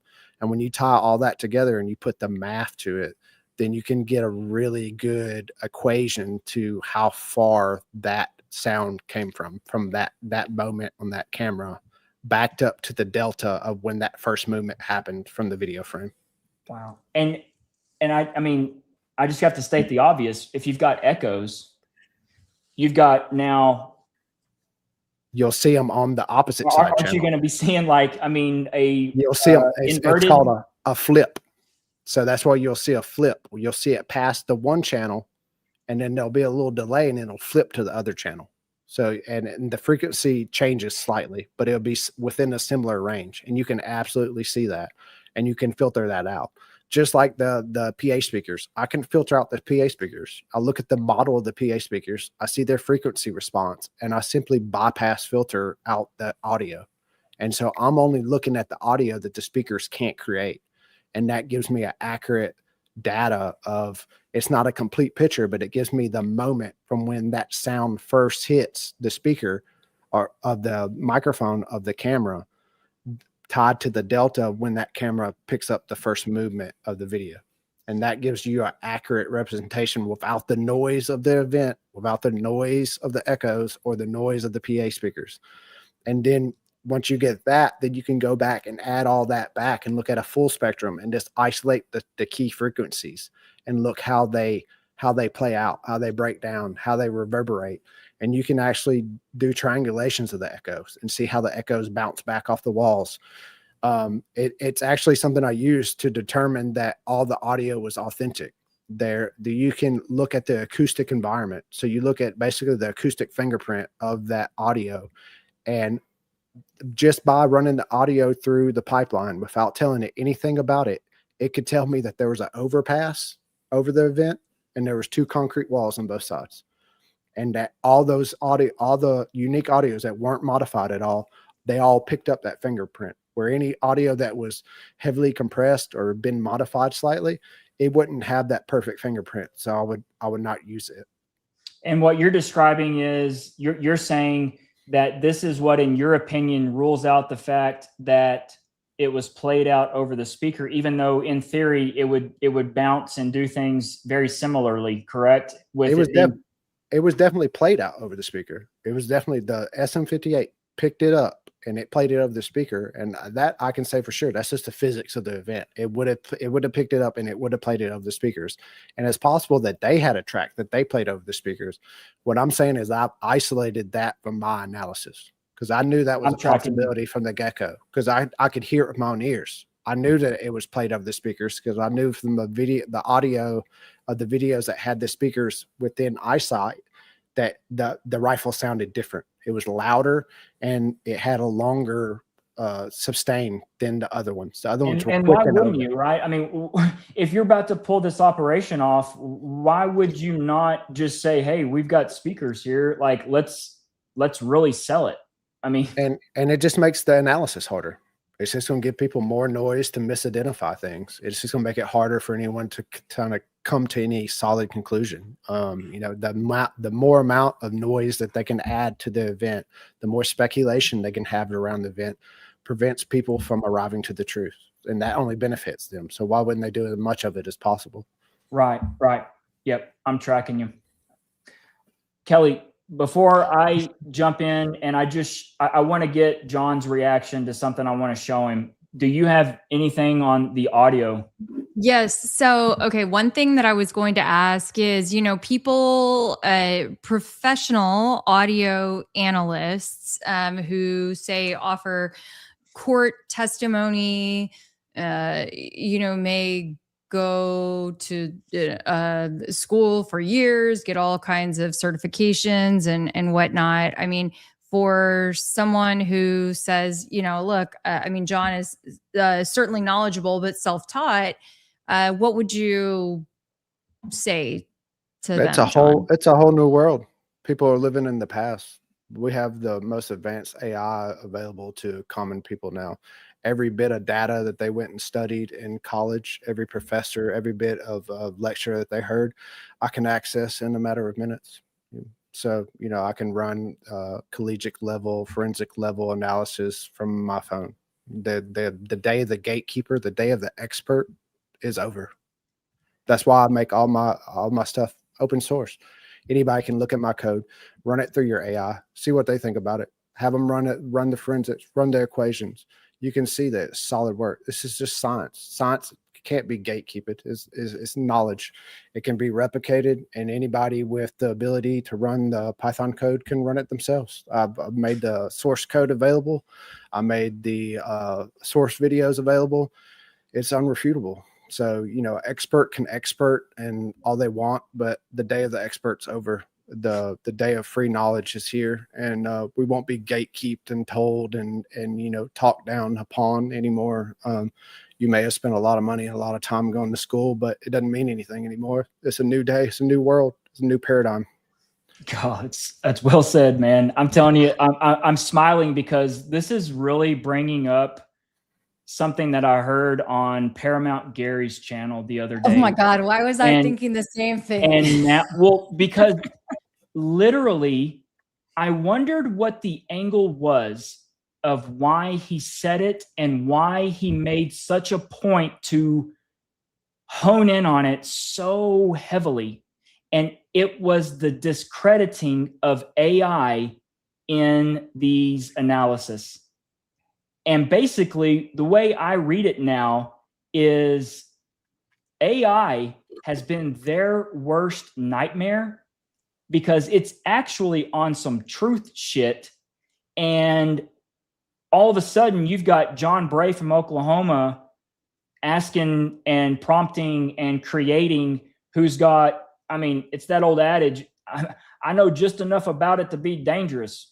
I mean, literally, it just takes someone like you to basically take something and absolutely get the ball and run. And I think it's clear as day that now they're seeing, oh my gosh, we have to talk shit on AI. Like, and literally, that was what he went on for like 20 minutes. I mean, the Defense Department is using AI to plan attacks. You know what I mean? We have the Defense Department. They use Claude. They use the same AI I use to plan their attacks on Venezuela and Iran. The amount of information that's available at our fingertips, it's frightening to them because they depend on us being ignorant and weak and willing to take any slop that they feed us, and we don't have to take it anymore. It's like a genie in the bottle. It's only as good as the wishes you wish for. And if you have the wisdom to ask for the right wishes, a fool will get nothing from those three wishes. But the person that's wise and poignant, he can have the world with just three wishes. And AI is no different. It's only as good as your intuition and the questions that you ask it. Mm-hmm. Wow. Yeah, I would say I saw let's see. Oh gosh, the comment just went away. Shoot, I just saw someone in the chat who had said, "Hey, I think that the guy jumping off of the roof could have been AI." And hey, who's to say that it wasn't? We don't know. I mean, in theory, it could have been. To me, I look at it and I'm like, you know what? I look at my kids' video games and it doesn't look all that different from my kids' video games, you know? And in fact, UVU has been known to, in the past, I think it was in 2024, had an entire program that created video games and like deployed it into a specific study to see how they could change public discourse. Anyway, John- not to say that that's what they did here, but I'm just saying anything is possible, and I think that we have we've definitely seen that. John, why do you think the FBI trimmed the UVU review, or not the review, the camera from the Losi Center that was recorded from the computer science building? Why do you think they started it at 12:20 or 12:29:34? Because they didn't like what they saw at 11:30 or 10 seconds. There's only one reason. If it behooved them, they would show us. The only reason they don't show us is because it's not what they wanted to see. Uncontrolled variable. How do you control an uncontrolled variable? You snip it out. You hide it. You put it. You obscure it. You know, it's after the fact is all you can do. When you have so many moving variables like that, nothing's going to play out perfect. And when you have something that doesn't play out perfect, you just snip it out. And that's what we saw. We saw it just snipped out. They showed us enough for us to follow their line of thinking and to follow the narrative, but they didn't show us everything because it didn't line up with their narrative. That's the only conclusion you can come up with. Do you think there? So you think you see a rifle coming off the roof? I don't know. That's such a donkey video. It's hard to say what you saw. I mean, I find it hard to believe that a modern day campus doesn't have a video that's closer to that or closer to that rooftop or doesn't have a higher resolution video. And why in the world wouldn't someone be watching the cameras? I mean, you got all these cameras and you know you have an event and you know it's a politically charged event. It wasn't like Charlie was loved and, you know, by everybody. It wasn't the Pope coming to UVU. It was Charlie freaking Kirk. People talk about killing the dude all the time. People hated Charlie. You know, it's just like I was talking about with the Instagram posts. You know, the people are like, Charlie's a fascist. Charlie's a racist. Like, why wouldn't you just have someone, you know, I don't know, watching the cameras, you know, looking to see if there's some dude walking across the rooftop, maybe radio it in, or better yet, how about you make it where you don't have access to the rooftops? You know, it's just like the levels of incompetency is just so high that you can't just write it off. People aren't that stupid. Like these are trained professionals, like, and they just couldn't happen to be bothered. Is that we have dudes above, they're looking, how many eyes did we have looking out that were supposed to be looking out for a guy on a rooftop, but yet some kid was able just to walk up there with grandpa's rifle and crack off a shot when some dude that's just walking around with his cell phone sees the guy on the roof and is like, hey, there's a guy on the roof right there. But yet you got trained professionals everywhere that can't be bothered to look at the roof line when we just had a president almost assassinated from a roof line. Like, it's just the level of retardation that would have to be going on for them just to be that incompetent to not even bother. Maybe instead of looking at this crowd, I should look at the rooftops. You know, it's I don't understand how no one saw this, John. I mean, we're looking at inside the Hall of Flags, okay? And you're talking about from a lower vantage point. I don't understand how this officer Bagley, I mean, this is the officer who heard it immediately. I mean, he's from the elevated vantage point. What is he looking at? He's looking at the side. He's looking at the birds. Is he looking at the mountainscape? I didn't see one set of binoculars either. I mean, he doesn't need them. Well, I mean, if somebody there was really doing security, at least one person would have had a set of binoculars. This is at the moment the boom rings out, okay? And here in the indictment, it states, at the moment of the shot, a UVU police officer was watching the crowd from an elevated vantage point. As soon as he heard the shot, he began to scan the area for threats. I mean, how easy is it to see a human silhouette on the edge of a building against a blue sky? I mean, we can see it in this choppy ass video that's panning to the side. You could see it, the dude run across. Like, why isn't some professional able to use his 2 eyes that God gave him to see the kid on the roof that's directly across from him? It doesn't make any sense. It doesn't. It doesn't. And so this is what lends to my theory when it comes to the shot is I do not believe that the angle was present for the shot to have been down. And check the gravel out. Look at this gravel. Look on the edge there. You know, we see the video, the guy shows the hump of the guy laid in prone. You can see that in the gravel, you can see if someone was laid in prone there. But you know what the problem is? The freaking tree's in the way. You can't take a shot right there. If you look at Google Earth, you line it up, there's not a clean line of sight from that prone position to Charlie's tent. And you would have to be on the very edge of it, like, because he's so low to the ground in the prone position. It doesn't make any sense. But then you go and look a little bit to the right of it. Go back to that picture you had of the gravel on the roof. Yep. And you see to where they had the flags, you can see a different where, look, it's like he moved across. You can see different positions where he laid down there. And we see the video of the guy laid there in prone. The guy was like, there's a guy on the roof there. And then you see later they add these evidence tags that are about 10 feet to the right and further back. And it doesn't look like he's prone in that position. It looks like he's on his knees or on his feet. And the dude ran off. Where are the footprints? How can you run on a gravel roof and not leave footprints all the way across? You know what I mean? Like, I've looked at this gravel on this roof, and there's just nothing makes sense about it. It just seems so off to me. It seems to me that, you know, it was a production that they were there to set the narrative of the kid on the roof taking the shot, but I'm not convinced that the shot was taken from that position. I think it was taken from a similar distance, or maybe a little bit further from off the roof line. From a standing position, but I don't think it was taken from that prone position that we see the one guy, that picture.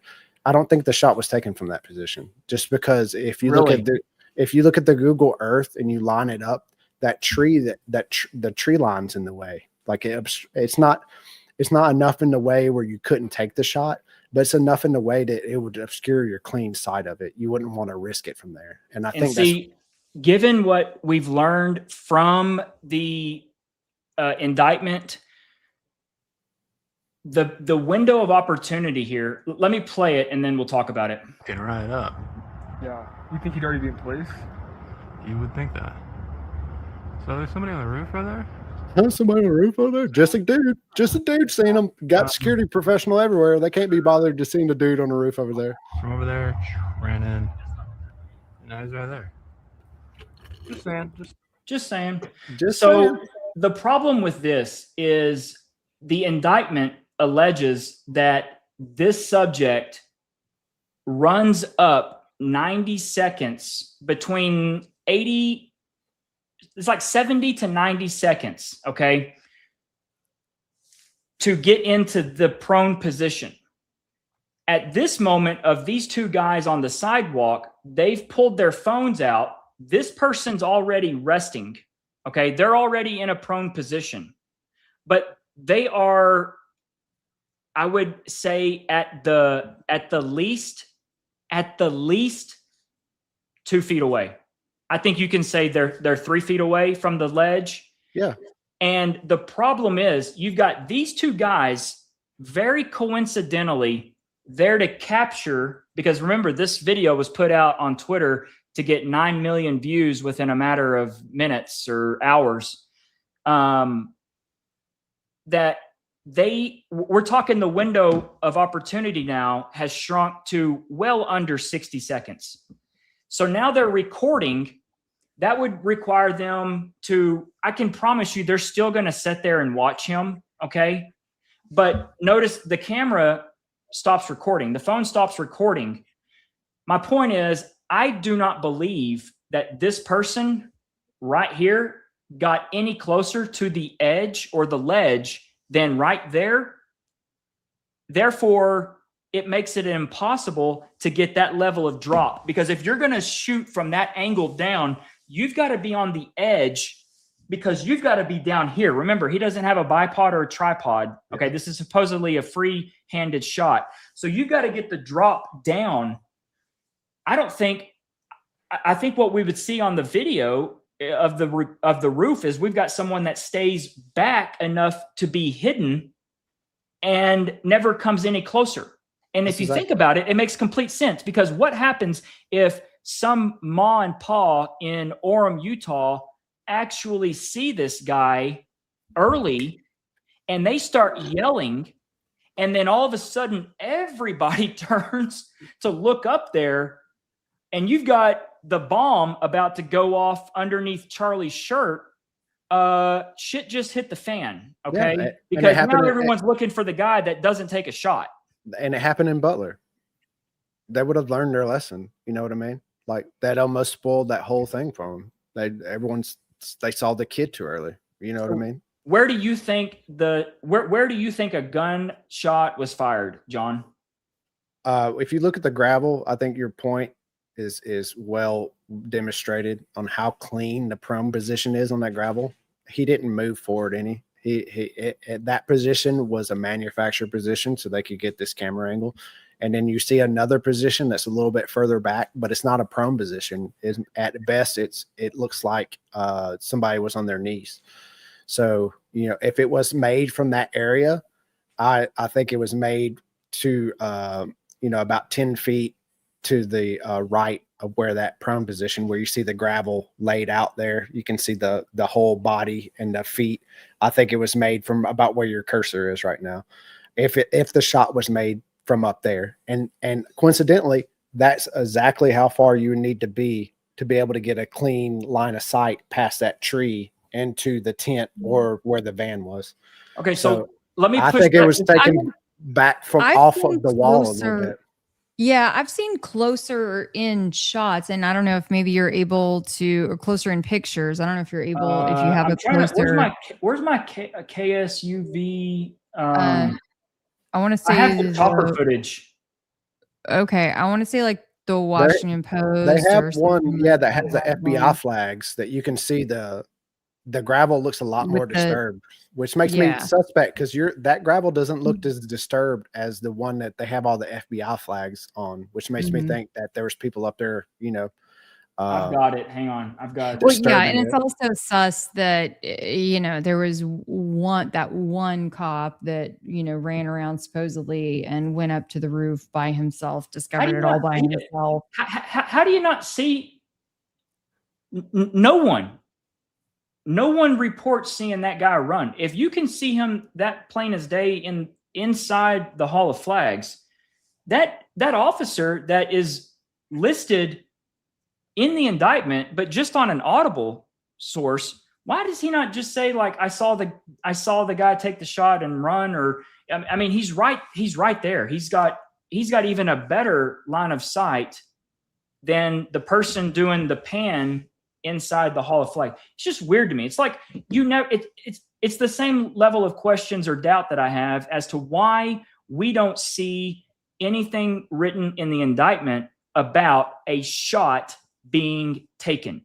We just see them push it up. They walk the audience up to the point of he's in a prone position, but there's never any word anywhere in there that talks about a gunshot being fired. Probably because they don't have any evidence for it. They don't have the video of the shot. Is that them covering their ass to where they don't get arrested for, I don't even know what. I mean, to me, this is to a level of like malfeasance, mispractice, just that prosecutorial immunity wouldn't even touch this. It's so egregious, just in my opinion, because they've got all this footage. They've had all this footage, right? This is the people who deliberately trimmed the video that just are thinking that we're going to stop talking about this after Thanksgiving. And here we are at spring break. Well, okay. you don't want to Go hear ahead. what I have to say. I mean, Fired up. okay. Of course. I mean, I think, yeah, of course, they don't think that we're going to still be talking about it. But the reason that they're not talking about it, the reason that they didn't offer up more things to begin with is because they don't have it. They don't have it. And they wanted you to just believe the narrative. They wanted to just show you this guy's face, tell you this guy's name, give you a few pieces of paper, and then put some false flags up. They don't have in the air what? and hope that you would move on. They don't have the goods because they don't think that they need them. Oh, they have the goods though, because I mean, or do you think that they just think that they're never going to have to release it because they think that they're going to make a sweetheart deal to their patsy and he accepts a plea deal, and they then turn and tell John and I, hey, y'all, what are you doing? Move on. He said he did it. He pled guilty. Like, what are y'all doing still asking questions? Is that what you think, Kelly? Like that they know that they're never going to have to put up? Yeah, I don't think that they're ever going to have to really put up, or there's going to be some sort of a mistrial. Something's going to happen where it's not going to. Well, congratulations to the district attorney of Utah County, because he charged his defendant with the most serious crime that carries the most serious penalty, that will carry the most serious level of magnifying glass. So congratulations. Okay. Yeah, and Tyler has a relative who's a Fed. His uncle is a Fed. Like if you know, Kelly, I fully believe that he's in on it. Kelly, that needle don't care if your uncle is a Fed or not. Well, if gonna stop your heart. you were in on it from the jump, then it cares.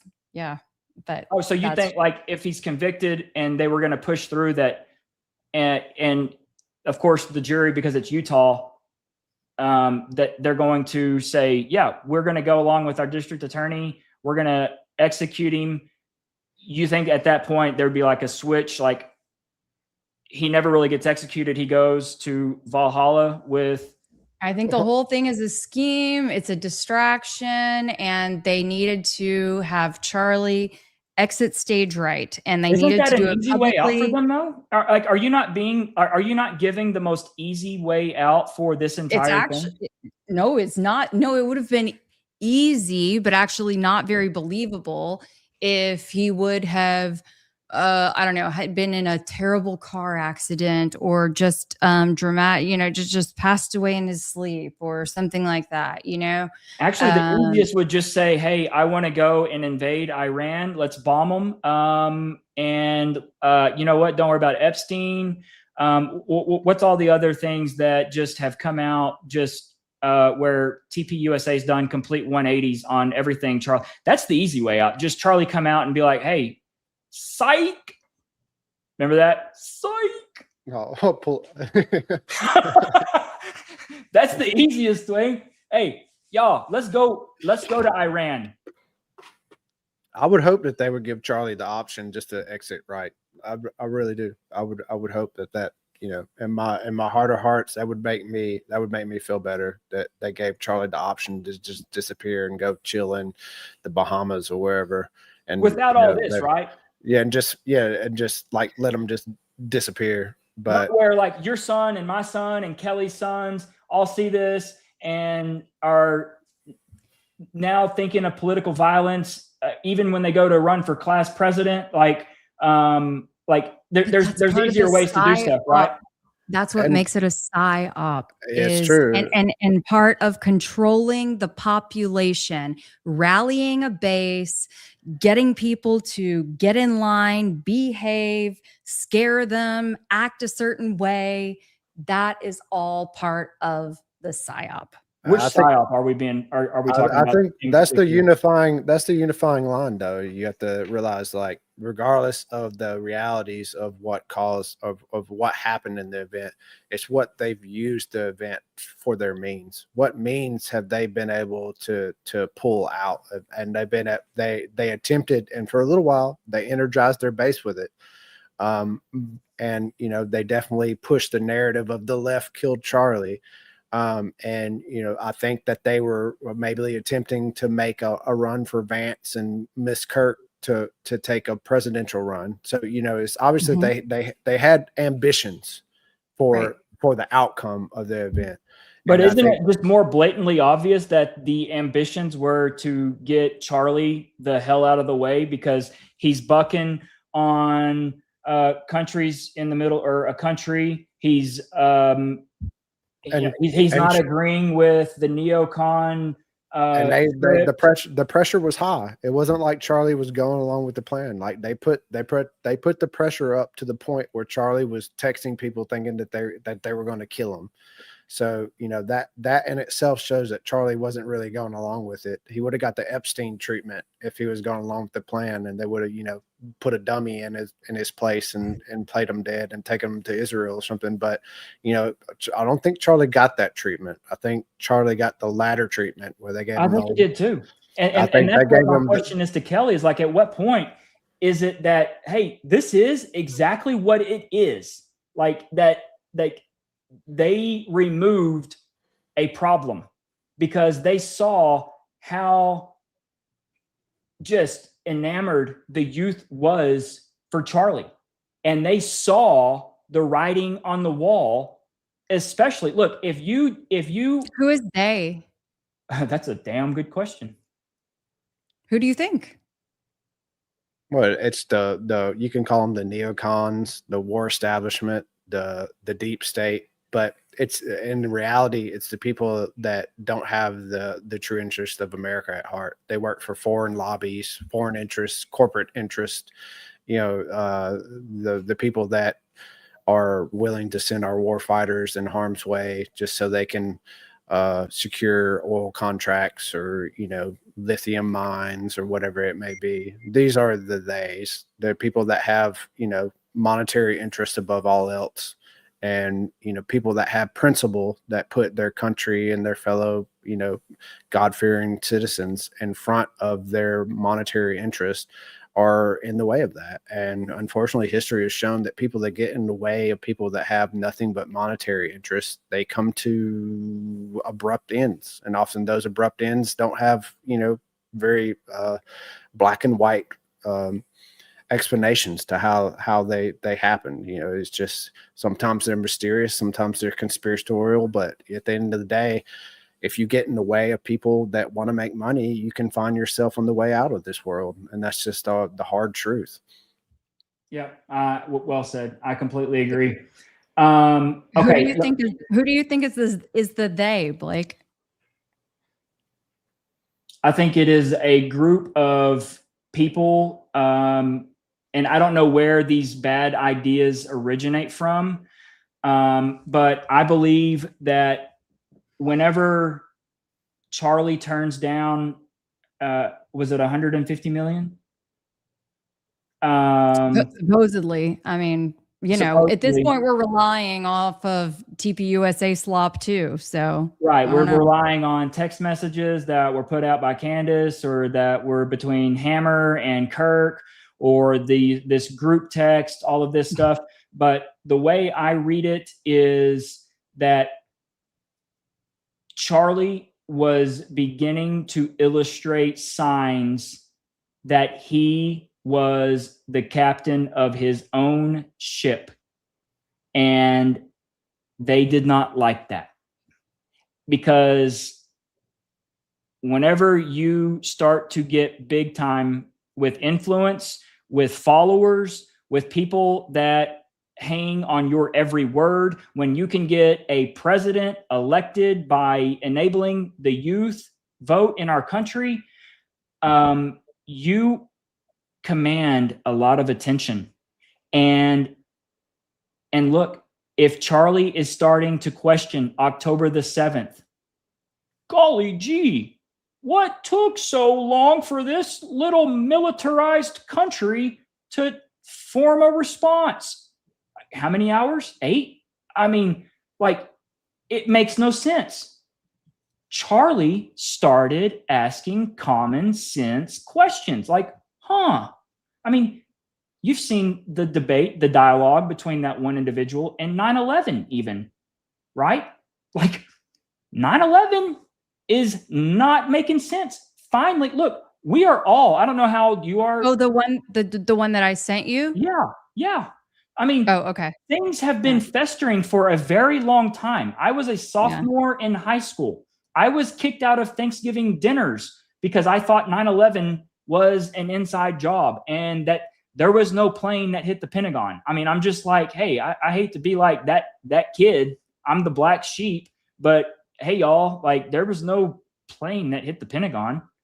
And then you just point out the fact that you can't have one anomaly and everything else make perfect sense. So if the Pentagon was kind of set up, then don't you think kind of everything is set up?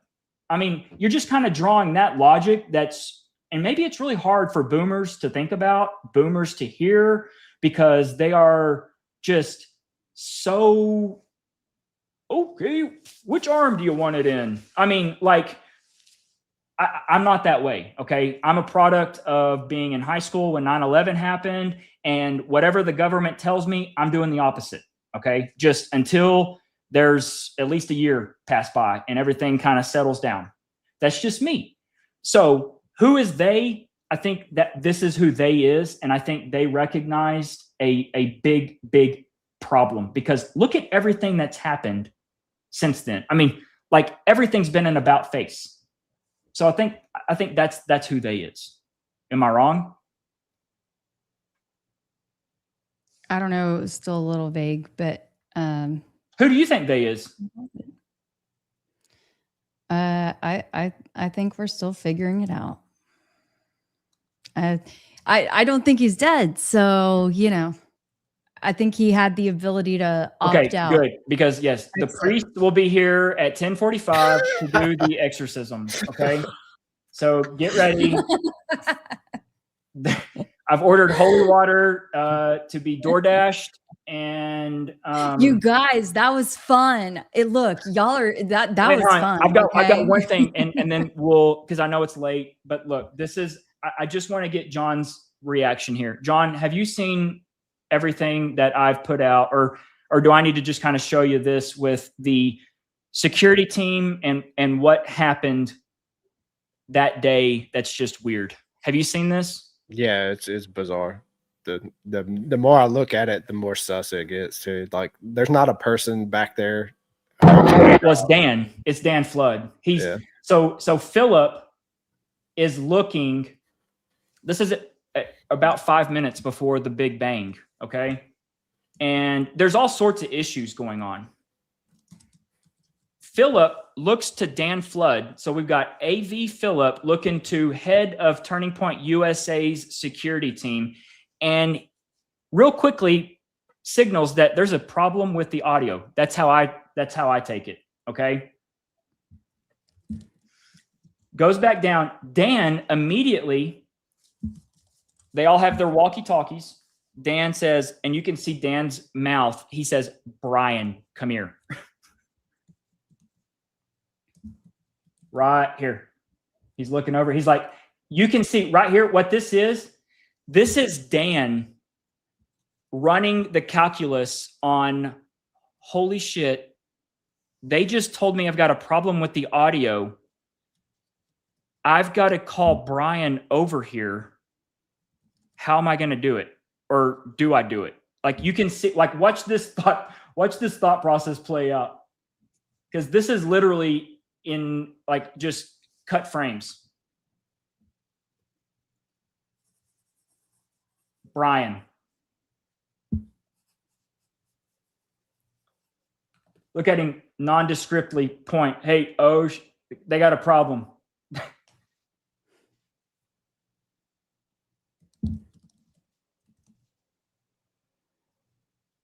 He leans in and he's telling him, hey, they need you to turn it off.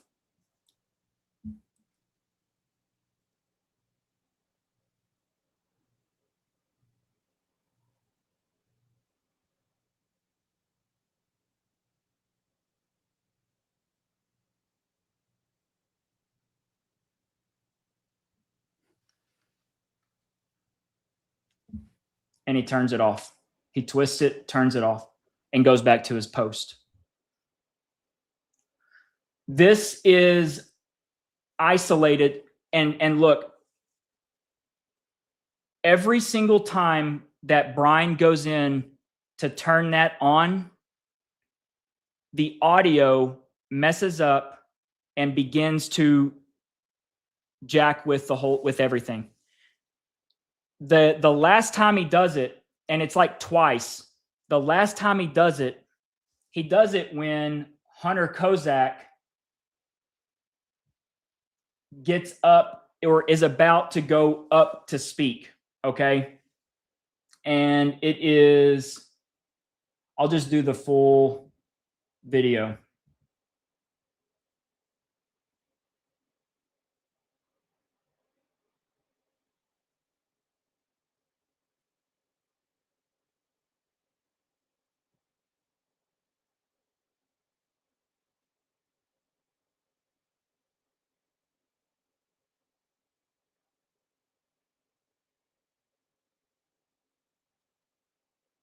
And it's right here. Evidence, such as Josephus and the Talmud, even acknowledge that early followers of Christianity, they believe in the resurrected Christ. The 41 creeds of the early believers that are incorporated in the New Testament that talked about the resurrected Christ, not to mention 1 Corinthians 5 and 15. So that's all pretty. He has wires all under his shirt. He tugs on his shirt to make sure you can't see the wires 9 times. Evidence, not just intra-biblical evidence, but extra-biblical evidence. Right here, as Hunter is coming up to the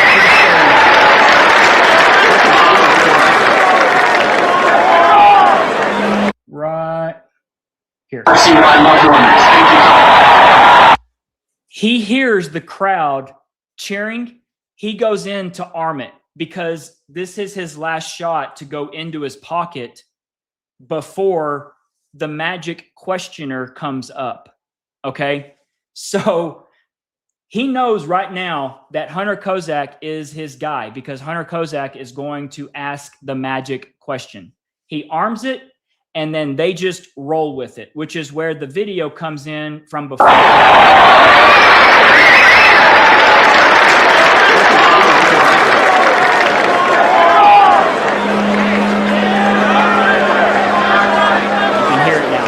It's the feedbacks now, the hum. Okay. But see, this is, we're now upstairs. This camera's upstairs and back. So it's not as prevalent or loud as the kid where I just showed you the video earlier where he's right under the speaker. Okay. So now at this point, and John, like cross your arms, like a comfy cross your arms. How do you do it? Are your hands open? No, I'll tuck them underneath my. Show me. Like, are you fisted? No, I'll tuck them like this. Like this. Okay, so but your hands are open, right? Like you're like this. You're like here and here. Yeah, something like that. But you're not like balled up, right? And you're not like where you're doing something here where you got your fist. I've never crossed my arms with my fist closed. Okay. That's crazy.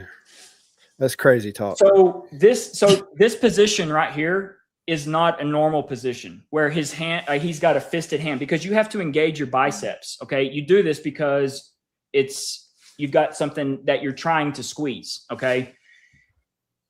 Earlier in the day, his hands are open. Okay. He's like this and he's like this. Okay. This is comfy. Now we're like this. Okay. Hello. Hi. Yeah, it's working. Hey, Charlie. Hey, hopefully we're going to have a little bit more disagreement. All right. Hi, yeah, so just wanted to, a few weeks ago.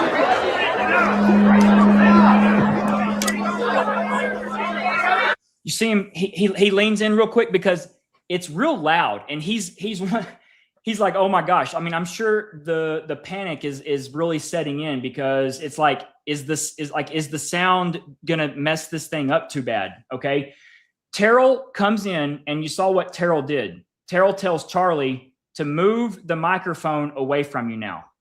That tells me whatever Charlie has on his body is creating some sort of feedback, because Terrell's solution, and even Dan leans in. Watch Dan lean in, because Dan tells him something about the audio too, that, hey, they're going to get it fixed.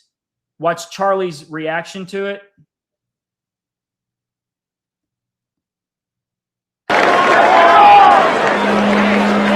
You see that? He's like, hey, he's pointing over to the audio.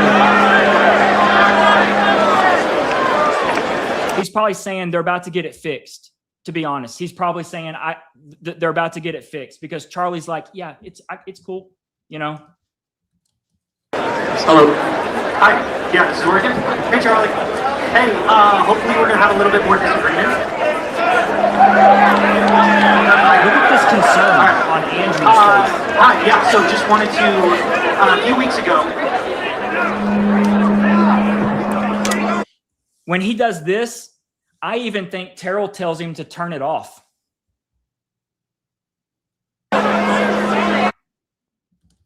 Yeah, so just wanted to, a few weeks ago.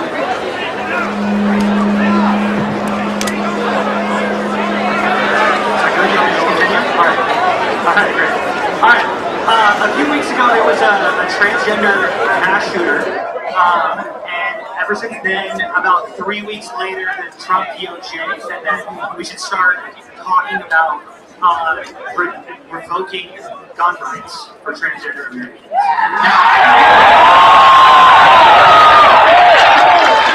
I think you're important to say. Yeah, right, right. So, do you know how many transgender Americans have been mass shooters over the last 10 years? Too many. This right here is the most damning thing for Hunter Kozak. For the whole thing.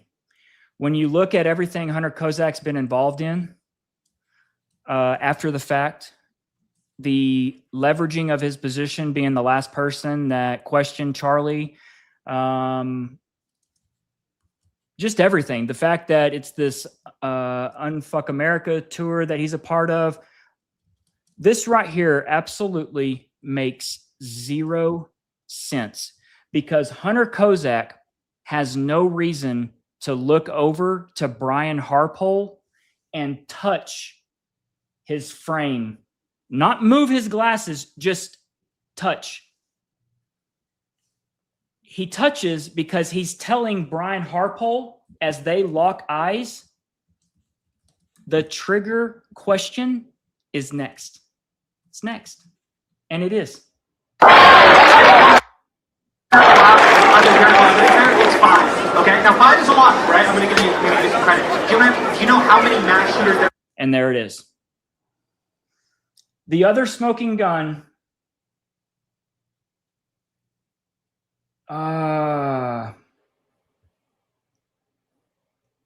It's not, I don't want to play this. Let me go here. I think it's right here.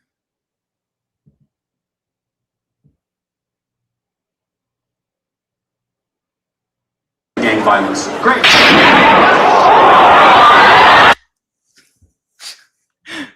Mr. Microphone Placer, Philip, do you see what he does? He looks away first. The boom happens because you can see Hunter Kozak's hands go up to his rehearsed reaction. And then what does Philip Goldsberry do? He wants to look and see if the guy on the roof is running. Watch his eyes. Busted.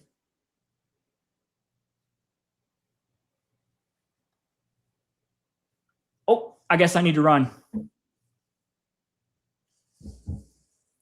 No reason whatsoever to look on the roof.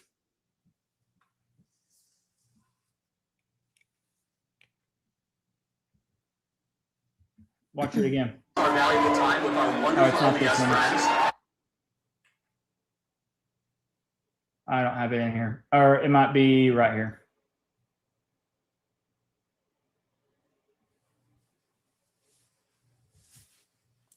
Here it is in real time. Counting gang violence. Great.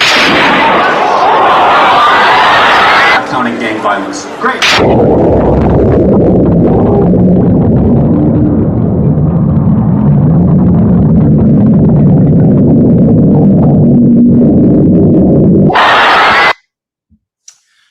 After the fact, what happens is the sound, that massive amount of feedback, continues to play out over the speakers. It's recorded. We've got video on it. I know it's late, and I didn't think we were gonna go this late.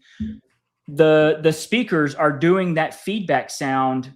It's loud. There's people cleaning up, but the person who comes back to turn everything off is Philip Goldsberry.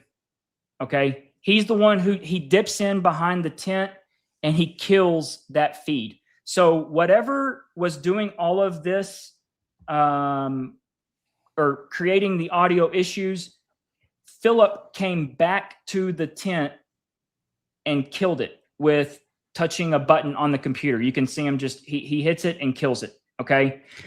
And so with all of this now in context, with everything that we've talked about, it is plain as day why Terrell Farnsworth, I've nicknamed him SD card or SD. Terrell SD Farnsworth went in for the video. They had to. They had to pick up. That's why they're searching the grass. There's shrapnel. That's why the security team is doing this. Y'all, everything, and John, I know I don't have to really convince you, and Kelly, I'm just trying to save your soul at this point. Look, I'm ready to ask you a question, especially after watching that video. Okay, it straight up looks sloppy. If this was really an intelligence operation, it straight up looks sloppy, and they would have known. They were all on camera from all angles. It would not have looked like that. What's your point?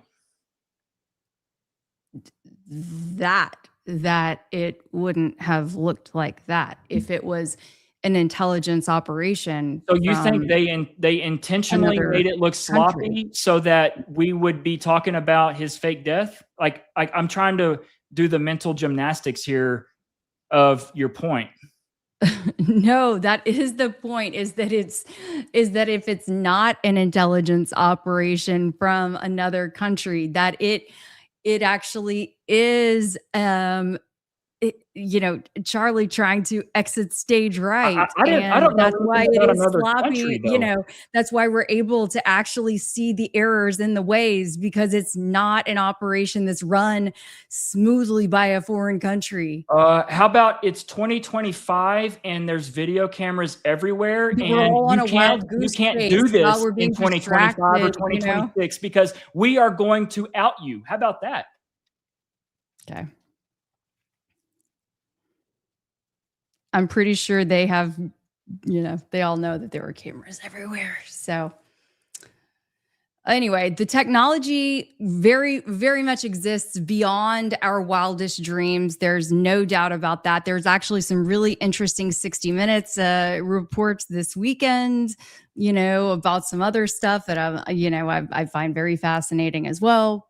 A whole nother topic, but this to me was sloppy, and that's what it just showed right there by watching all that video, is that we could see A, B, C, D, E, F, G. So sloppy. John, I would like for you just really, really just think on this, because this is deep, right? This is heavy. What I know the pipeline I'm going to make next. I mean, I'll just run the opposite analysis I did before, where I was filtering out all the PA speakers. I'm going to amplify everything the PA speakers did. I'll show you every sound that came out of those PA speakers. I know where their fixed positions. I'll triangulate the same technology, the same pipeline I used to triangulate the frequencies I was looking for. I can use that same exact technique to triangulate and look for the frequencies that the speakers made. I can tell you the hertz that the speakers are running at, you know, whether it's running on 120 volts or battery power. Like, I can get down to that level of accuracy. So what happens is you can slow down. This hand is nothing. He has the controller is in this right pocket. The detonator is underneath his arm. Okay. It is right.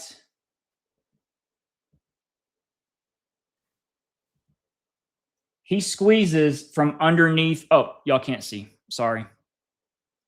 He squeezes from underneath his, that's why his hand is in a ball. Okay. And yes, there is incredibly good videos showing his knuckles squeeze, his shirt move.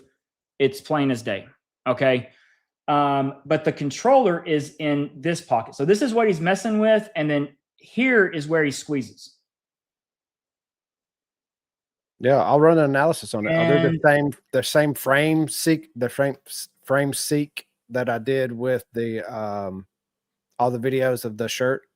I'll time it with his movements, and we'll run it with the audio. We'll get down to milliseconds and see if it lines perfect. Because the wiring is running under his shirt. That's why he tugs on his shirt so much. He doesn't want those wires being seen. And at the moment of the shot, or the boom, or the explosion, or the big bang, or the squib, okay, to humor Kelly, you can see his jaw clench down. Okay, he clenches down, and then at the 2 seconds after it, his right hand goes back into his right pocket with nothing there, and he's turning something off. Okay, you can see his hand. He steps back. It's so rehearsed. Back, hand in, turns, and then he runs. Never really looking to see what just happened. Okay, just the fact of he's turning it off.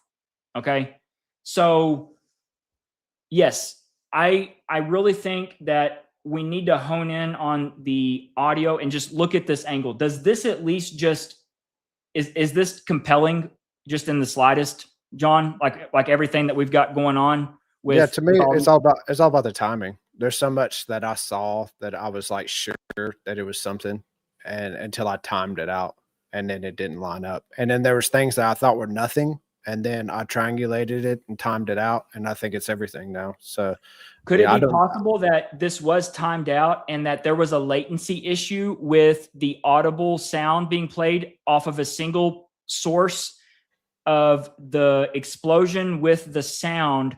And because of what you said with the speakers and the latency issue, could it be possible that that's why we have that little tiny margin of the shirt moving before the sound? Yeah, it's possible, but the analysis will tell us everything. Perfect. It had to give us that, because we can sync the shirt movements to Brian's movements.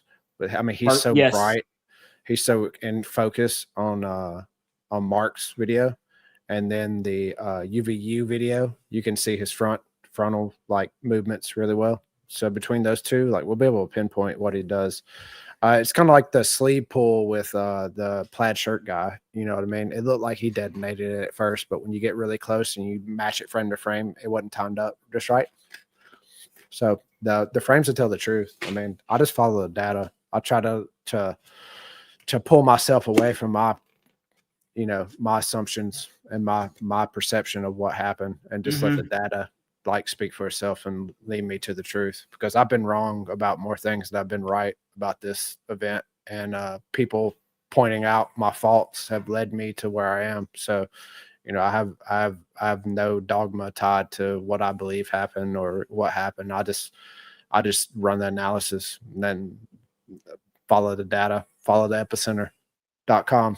Yep, absolutely. And that's a good idea. Right quick on the plug is that is the website. I will have this all put in the comments with all of our social media. Please share this stream like crazy. And I'll have everyone's handle. Follow Kelly, follow John, follow me.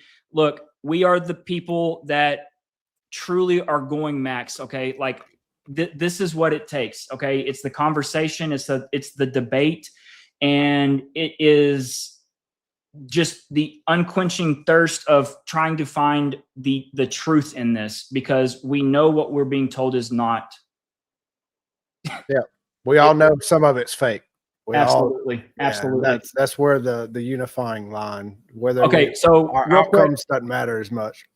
Thank you, Mr. D9005. I don't think CO said she got the video footage. She reviewed it and took one pic of it. Yeah, she took a screenshot. I want to show you guys this as well exclusively, a still image of the much longer video I have that was shown to me of Charlie from behind. Okay, this is the video, and you can see what we have there. That's Charlie's necklace that's hanging. There's no blood on Charlie. There was absolutely no blood on Charlie. Not only did the bullet not go through, it didn't even cause any sort of destruction. And I follow that video until he goes down. There's nothing that we would expect to see from a 30-06. And again, I have a close-up of this. That's his chain. There's no question that what you are seeing there is his chain. And the only blood that I saw was blood in his hand, which was spurting forward, to be clear. And I'm pretty sure that blood came from the wound squirting. I've tracked that. I've mapped it. Yeah. So I don't know what.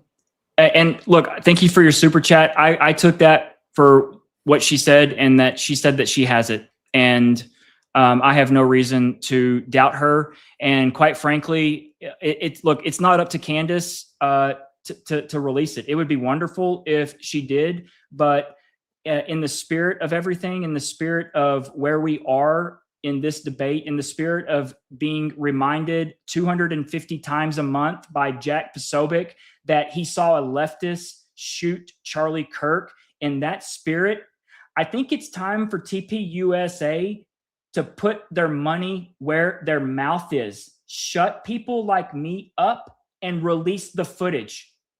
I can promise you that you're not going to do an ounce of damage to the case against Tyler Robinson more than what you've already done by bumping your freaking gums. Okay? Release the footage. Prove us wrong. Prove us wrong. It's crazy. It's fucking crazy.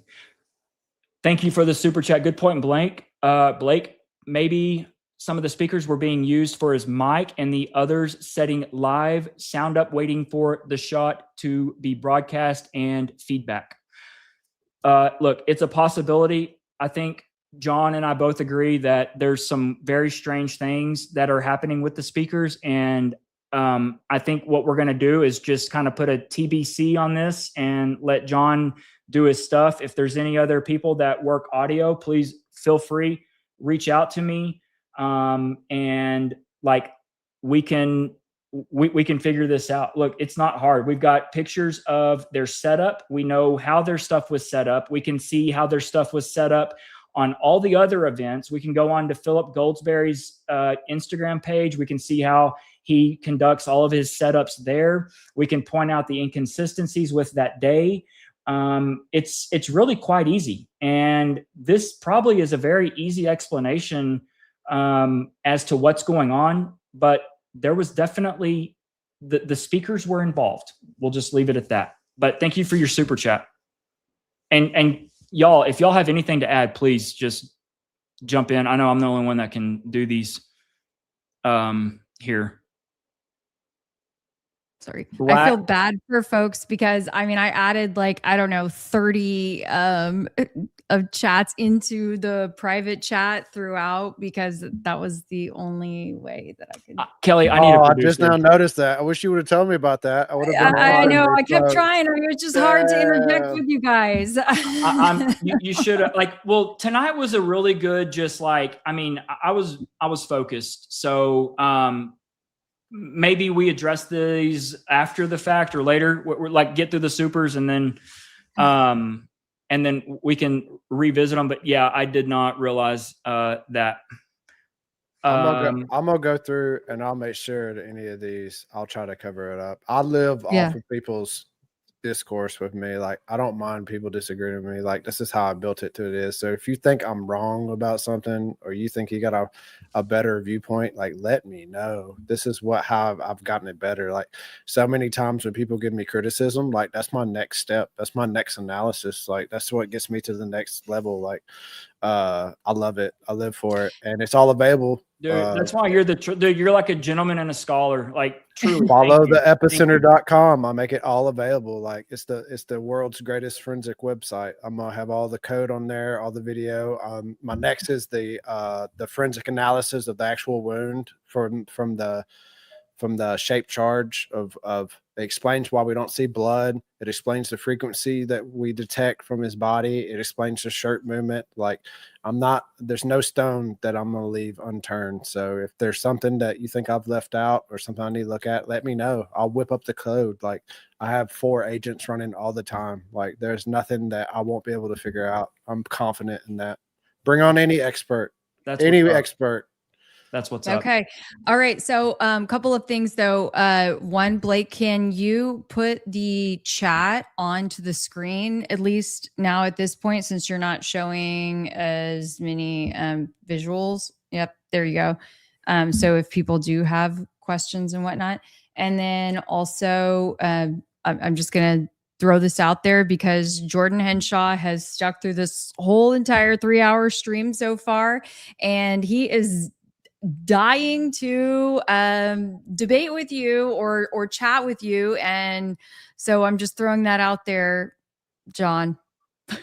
I told you what I need from Jordan. He's got to make me a clarified list of what he thinks doesn't align with my theory, with his theory, and I'll debate him over it.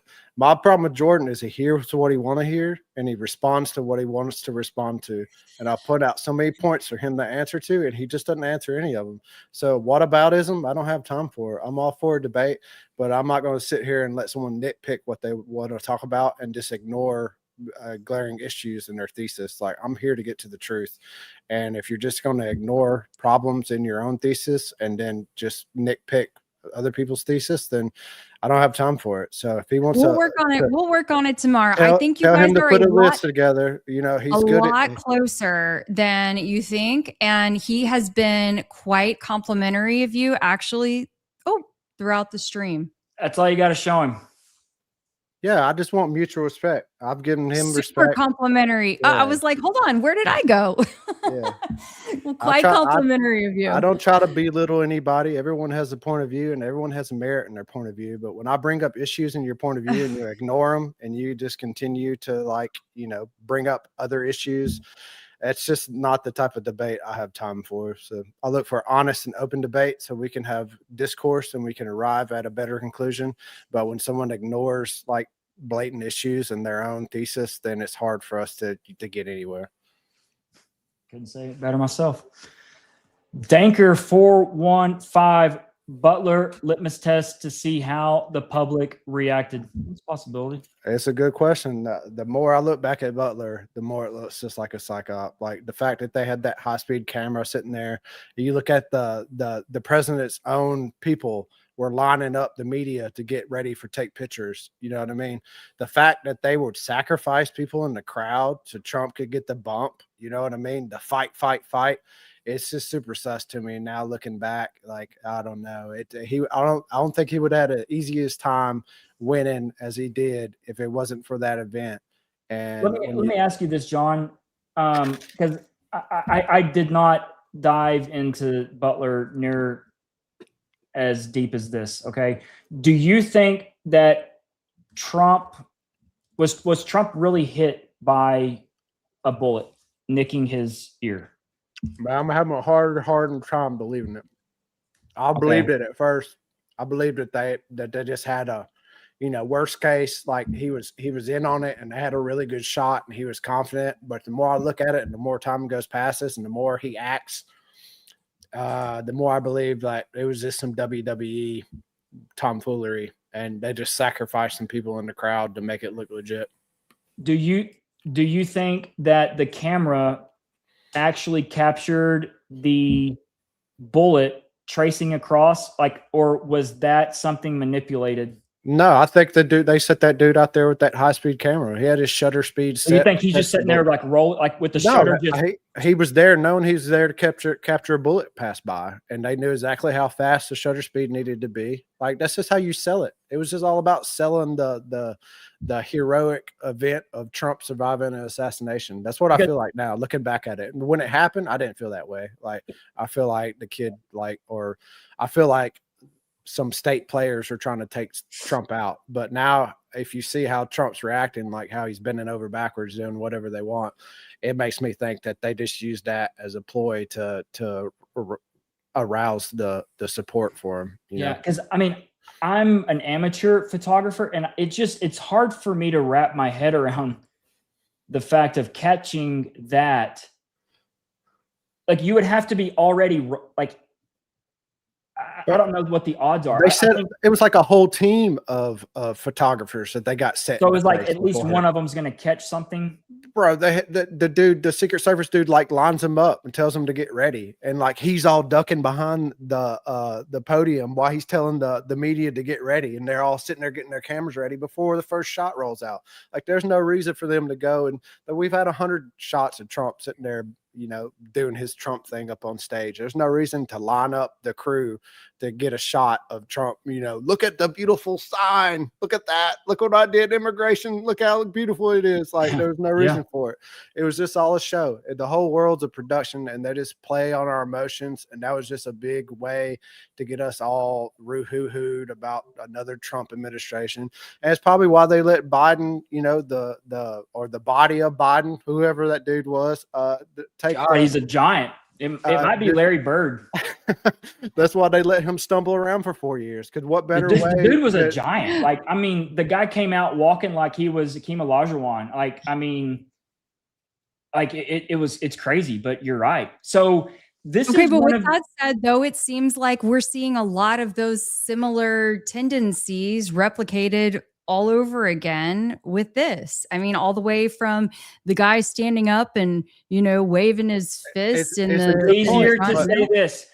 I support invading Iran. Everything I said before was a psych.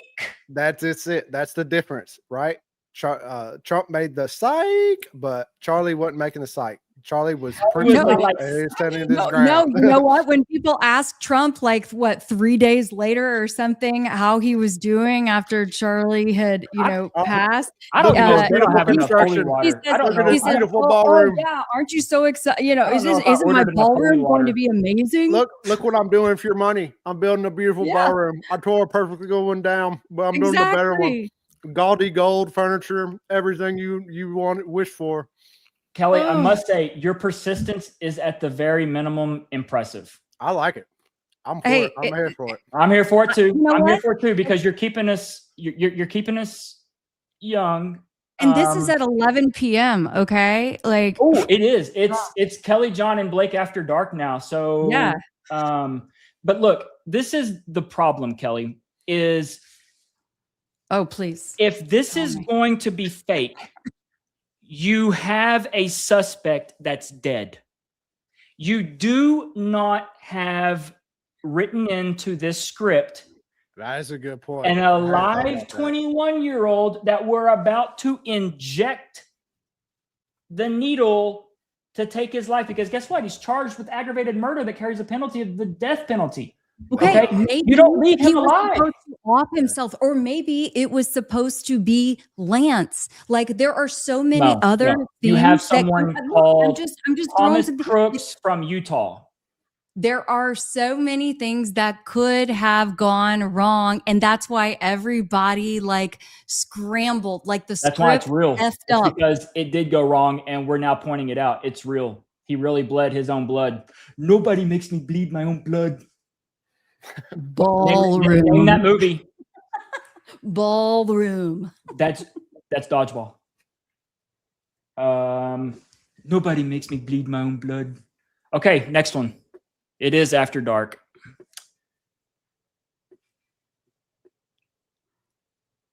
Yep. Thank you. Real sassafras. 10 baby mamas. Good Lord. Question for John. If the plan was to assassinate Kirk, why incorporate an exploding mic? Why not have the patsy aim and hit him? Well, that would not make him a patsy, right? Yeah, to a number of reasons. Miss shot, bullet ain't guaranteed to kill, and you're leaving too many there's too much chance of failure. That detonated mic was a guaranteed kill, and then you had the perfect, the patsy doesn't even have to hit. All you need is that rifle to go off, and it's a success. It's just if you run the calculations, you're just a lot more likely to get the outcome you want with a microphone on his chest blowing up than to have some dude risk a missed shot or risk Charlie surviving the shot or living long enough to say something. You know what I mean? That's all it would take. You don't think Charlie had been singing like a bird after he got struck by a bullet? Even if it took him 5 minutes to die, there's no telling what he could say in that last 5 minutes. Here it is. Yeah, but he was in on it. He was in on it. He wasn't. I haven't shot myself with a CO2 gun. That's what I haven't done. I haven't done that. But I will be casting a Charlie Kirk replica cast, and I will be launching a magnet into the ballistic things that I make and reproducing the wound. And you'll probably say the trajectory is impossible or this, that, and other, but everyone else will see it, and it'll just, lend further to all the other data. I would ask Jordan, what data do you have that indicates that there was a squib or CO2 device? I wish we had one of those meteorological green screens so that I could be like, okay, Kelly, go over to your position like you're about to point out the cold front. But instead, I would like for you to please point out the squib. Or the tube, or the tank, or the valve. Where is it? And or then, the trigger. And then you have to ask yourself, who the hell are these people that think that this thing was a squib? Where's the squib? Point it out like it's a cold front. Yeah. Where is it? Blake, show me the test that you've done, Blake. John, do we have any connects on? I really don't want to be put on a list. This is my problem. Like I'm smart enough. I know enough chemistry. I have the chemistry sets enough to synthesize these explosives, but I don't want the ATF to come kick in my door. I don't want to be blowing myself up on accident. And this feels like entrapment, Kelly. Wait, so why is it you have to answer the question if I ask, are you a Fed? Nope. Why is this onus only on Jordan or myself or anyone else who does not buy in to the other narrative? Because it's a lot easier to test a fake because it wasn't fake. So to replicate a high order explosive is dangerous, but to replicate a fake is Hollywood stuff. Actors do it, right? They go home at the end of the day of it. If something goes wrong, it doesn't look good. If I replicate this thing and something goes wrong, I go home without fingers, or I go home in a body bag because the ATF shows up in my driveway and they Bill Cooper me. So the level of difficulty and the level of danger is not even comparable. So, you can't argue with that, Kelly. He could be patient. I'm going to get around to it. Well, I'm going to do it right. I have literally worked with. I have literally worked with John Bray since October. Hold on, he was the first. Yeah, Okay, we could do the same thing with YouTube on the videos that I've showed you that were from 13 years ago. They do great work, and that was 13 years They ago. Okay. must have some of that good peyote down there along the coast. Oh my goodness. Anyway, John and I have, he was the first person who I communicated with, and we have stayed in touch like consistently this entire time. And I have appreciated him so much throughout this investigation. And I'm the one who brought him back around into the discourse, like at the end of the year. So I believe in the theory. But do you need to hear from like real non-fed people that work in Hollywood? Do you need to hear, and you and Jordan need to hear, that there's not a prosthetic here? You guys, is that going to help? That's not what it is about. That's not what it is about. I'm just telling you what I believe. Okay. So I'm just saying. I agree, and I understand why you believe it. I understand you made your position. I believed it too until I saw my mom running in my room to put money under my pillow when I lost a tooth, and I figured out real quick that my mom is the tooth fairy.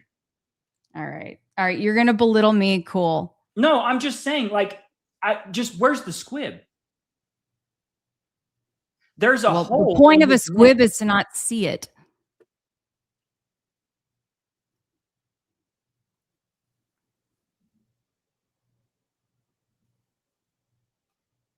I don't even know what to say to that. I think they could pull it off. I think that they probably have the technology to pull it off. What I don't think is that they would do it in front of 3,000 people, because it's just setting yourself up for failure. Like, what if the thing doesn't go off good? I mean, it's just the what ifs are just, this is like, they stack up against the likelihood of it being done. It would be so much easier to do it in a different event or a different venue or a different time than to do it then. It would just be so difficult. You're just stacking the odds against yourself to try to pull off a fake death in that sort of scenario. Yeah. And here's the other thing. It also might not be a squib in terms of tubing. A traditional squib that we know of. Like, Jordan is way more advanced in this stuff. Okay. So I don't want to speak out of turn, and my gosh, like, I don't know. I'm trying to investigate all of the dang things, like from the before, the during, and the after. And I'm a one-woman show, so I'm cool with it. And again, thank you. Blake's the one that's not. I'm all here for it, and I'm here for it too. I'm here for it. I just look. I just can't wait to see. I just want to see something come out of someone's neck where it's intentional. I want to see them throw hats to me. I want to be there. Okay. I want to be there. I want to be like part of the hat catching crew. I want to see them walk up. I want to have, look, I've got even better cameras than Charles does. Okay. Or is this Andrew or Charles? This is Charles. I mean, I've got the brand new R1 with the most bad A glass. Okay. Like, I will shoot, like, I want to see this on, I guess, Jordan. Okay. I want to see everything line up. Cool. Let's get the backpacks and the automated, all of this stuff. Look, it's easier just to do this. Psych. Because here's the other, to change your position. It's easier just to stay alive. You don't have to fake anything. You don't have to do this. I mean, he's already got favorable, everything with TPUSA is favorable. What's he afraid of getting in trouble for? Like, okay, but are they getting in trouble with their finances right now? No. Are they getting in trouble with anything? No. Like, is anything happening to anybody at TPUSA? No. They're actually getting promoted and stuff. They're making more money. So, I mean, quite frankly, you just change your position. You're in the good graces of everyone now, countries and government, and then everybody lives hunky-dory. You don't have to do this. Congratulations. Yeah. Yeah. Truth. What up? Hope you're staying calm tonight. I don't need you throwing anything. I'm just kidding, bro. John, dude, truth. I love debating you, dude. I really do. I give you a hard time, but you give me a hard time. I think he's talking about where people think that the audio that they played in court is from the rogue microphone that Charlie was wearing, and it's kind of like, I don't understand why they think it doesn't say that. It says it came from the camera that's behind them, so they're assuming A, that the audio that we heard is from the rogue microphone that was on Charlie, and B, that the transmitter or whatever the box was connected to the camera behind Charlie was connected to the rogue microphone. But if you just listen to the audio after the event, you hear a bunch of people screaming. Why would the microphone on Charlie's chest pick up a bunch of people screaming? Did the crowd rush over Charlie after he was shot and fell to the ground and scream? Oh, no, they didn't. It was the security guards, and they didn't say nothing. They were just sitting there looking at each other. So why do we hear a bunch of screaming in the audio? Because the audio wasn't from the microphone that was on his chest. And if it was, guess what? That rogue microphone has a transmitter. They were transmitting that audio to something, which was recording the audio also. So even if they do play the audio from that microphone, it doesn't mean anything, because the audio right up to the point of it exploding was recorded on a camera somewhere. So they have the audio clean all the way to the point of the explosion. And after explosion, who knows what the audio sounds like? They could put whatever they want in there. We don't know what it sounded like. It was chaos. So it's like a non-point. There's nothing to be made of it. It's a non-argument, not an argument.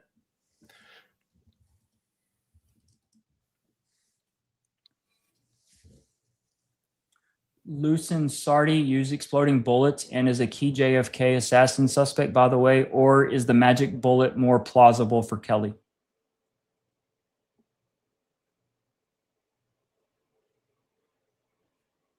The magic bullet being more plausible? Are you kidding me? No. We just need to find Charlie. That's what we need to do.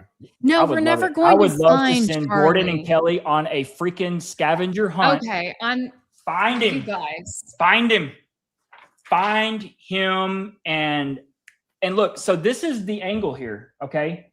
This is me extending the olive branch to my This is you being an asshole. That's what it is. This is me extending an olive branch to my squibbers. This is you being an asshole in front Did of he say squibbers? He said squibbers. This is me. Look, we have got to make it. Actually, you guys, this is what our phone conversations look like. Actually, it is. But this is Blake. It's normal. This is how normal people talk and debate. And yes, but look, this is me extending the olive branch.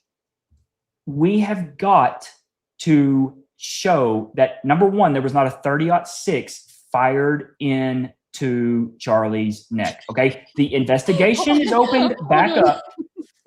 What do we got? Sorry. What do we got?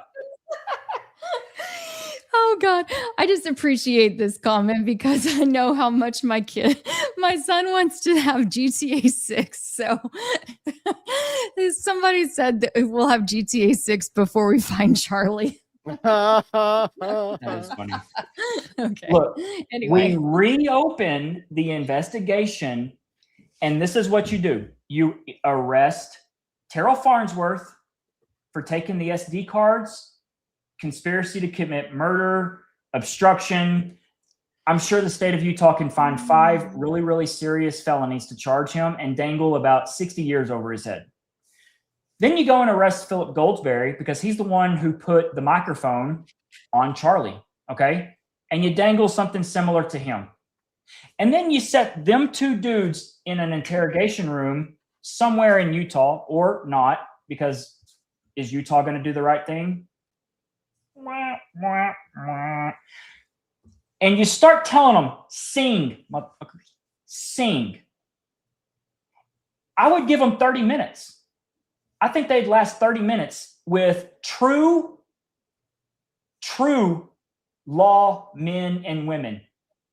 True ones, not these fake whatever they are in Utah. I'm talking about real law enforcement, hard-nosed detectives. And I guarantee in 30 minutes, those little fishies are going to lead to a little bit bigger fishies. And then those little bit bigger fishies are going to lead to medium-sized fishies. And I think you get the point. That's what a true investigation would look like in this case. and they've already greenlit us to arrest him. Terrell is breaking the law. Look, if John goes and witnesses a crime, and then he goes and starts to conceal stuff, take it away, anybody in America, if you see a crime happen, especially a murder, okay, someone being shot, hurt, stabbed, and then you're like, oh, the cops ain't here yet. Has anybody declared this a crime scene? Nope. Okay, I'm going to take my stuff because, hey, my buddy's the one who did it, and I don't want him to get in trouble. And you're like, zip, zip, zip, So pocket, why? and you're out. Look, if you are anybody in America and your name does not rhyme with Farrell, Clarnsworth, you are about to catch some cases. It's just the facts for every single body in this country, except for people like Terrell.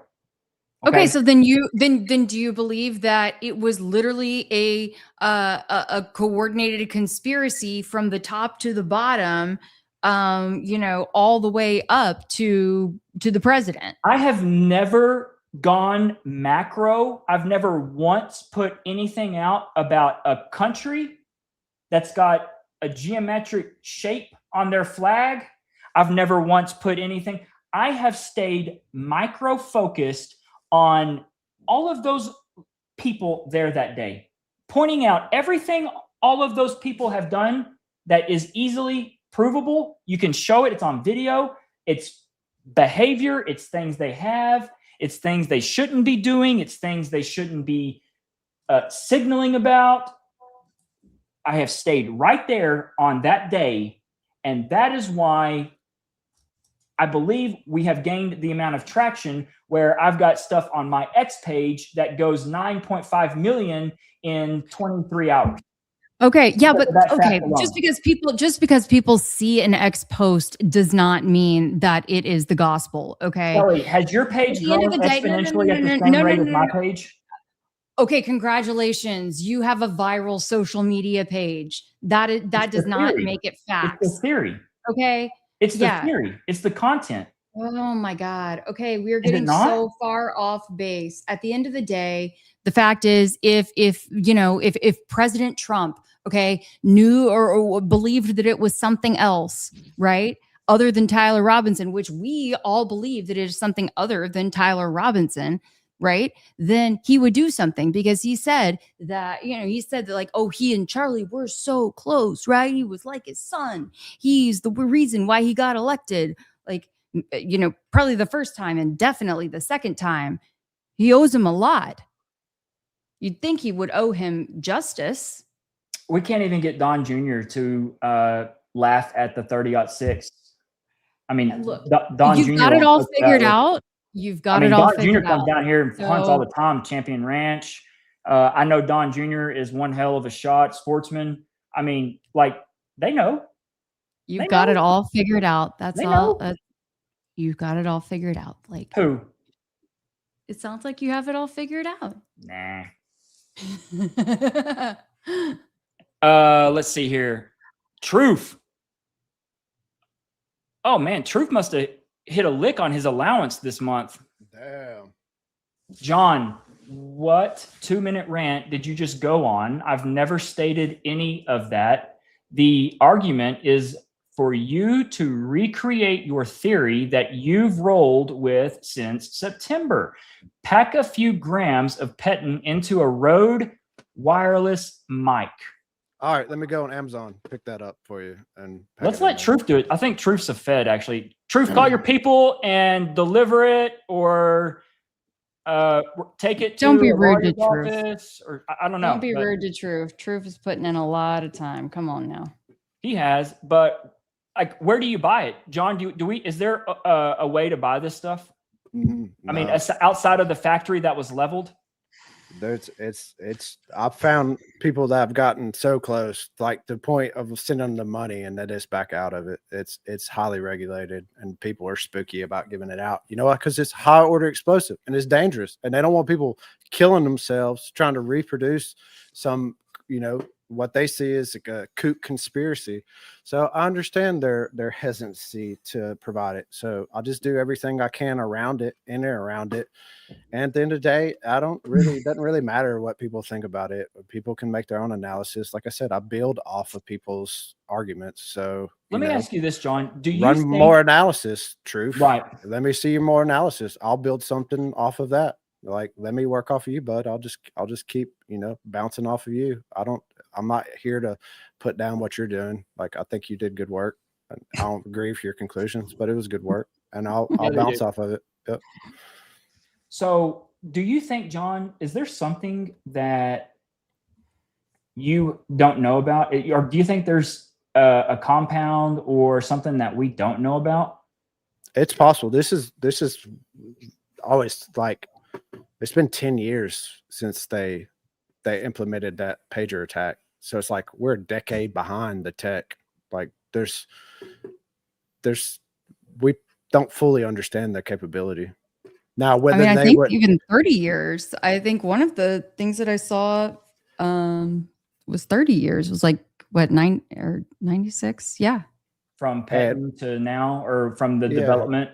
Yeah, I mean, I don't know if it was Pettin, but it was one of the. Sorry. You get, that when we first started talking about it, I had pulled it up because there was someone in the chat who was like insistent about it. So anyway, I'd pulled it up, but there's no telling what they were able to use. But regardless, like, we'll be able to see the signature of it. Like, nothing happens with energy that doesn't leave a signature. You just have to be able to identify it and then have collaboration between multiple sources. That's my issue. When people cherry pick things, when they say, oh, I didn't want to use this, or I didn't want to use that, they'll have 2 of the 10 cameras that they'll use to run their analysis, and they'll come to a conclusion off of just looking at the audio off of 2 of the 10, or they'll, just look at one aspect. Like, I look at everything holistically. I'm not trying to come to my own conclusion to make myself look smart. I'm trying to come to the truth, and the truth is consistent. And so it will have consistency between all of the recordings, and that's what I look for. That's what I work off of, and I made it all available. I mean, you can scrutinize everything I do, but you scrutinize it by running it. Go run it yourself. Show me where I'm wrong. It's there available for you. My source files, my code. Don't tell me I'm wrong. Don't use fancy words to tell me why I'm not doing it right, or try to use your experience to say that I'm not experienced enough to do it. Go look at my work and show me where I'm wrong, and do better work. Because at the end of the day, if you do better work, we'll get closer to the truth, and we'll both be happy. So there it is. That's all you got to do. Good stuff. Just do better work. That's good stuff. Brett Booth, Blake saw your video posted on Utah, or with Utah using Celebrite tech to unlock a phone. Will that place TR wherever he was when the unaliving occurred?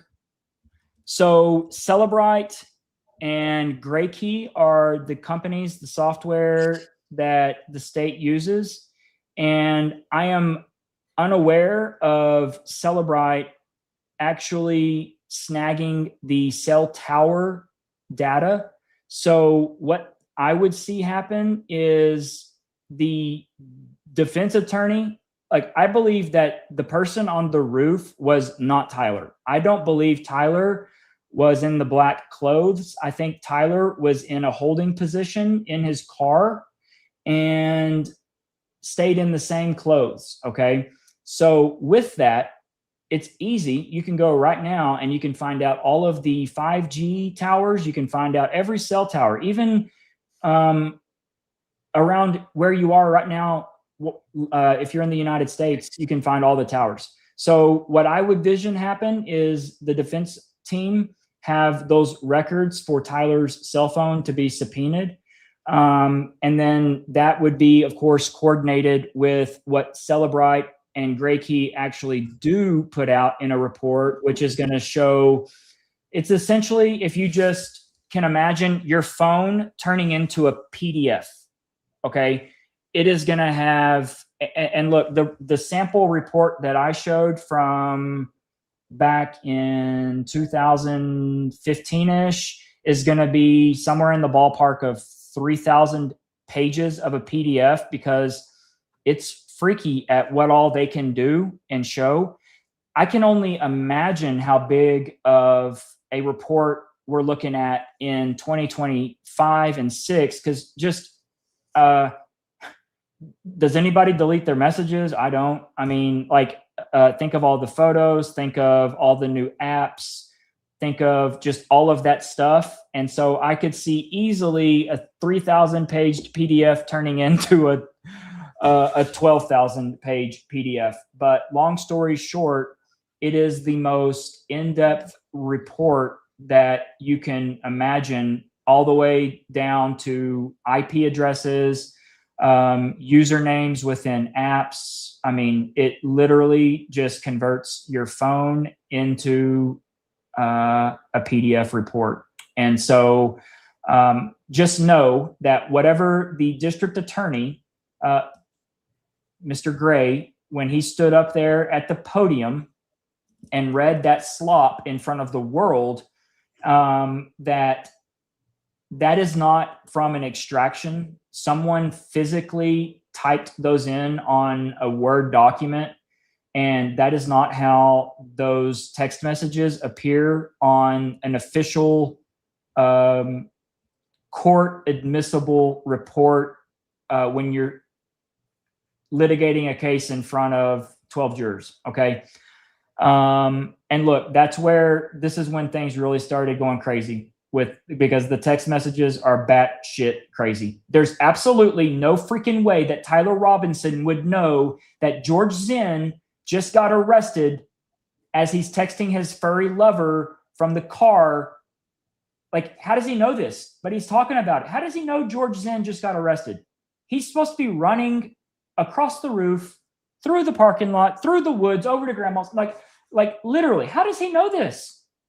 They didn't think about that. All of these words are in present tense too. So he's texting his furry lover in present tense. Okay. So this is where I've always said, whoever wrote this script, well, they should be fired, and they should never be in charge of writing a script ever again when it comes to these patsies and setting up this, because they're absolutely horrible. Like they're stupid because it makes no sense. Oh, Tyler's going to make it all the way off the roof. He's going to run through the parking lot. Then he's just going to leave his gun. His car's right here.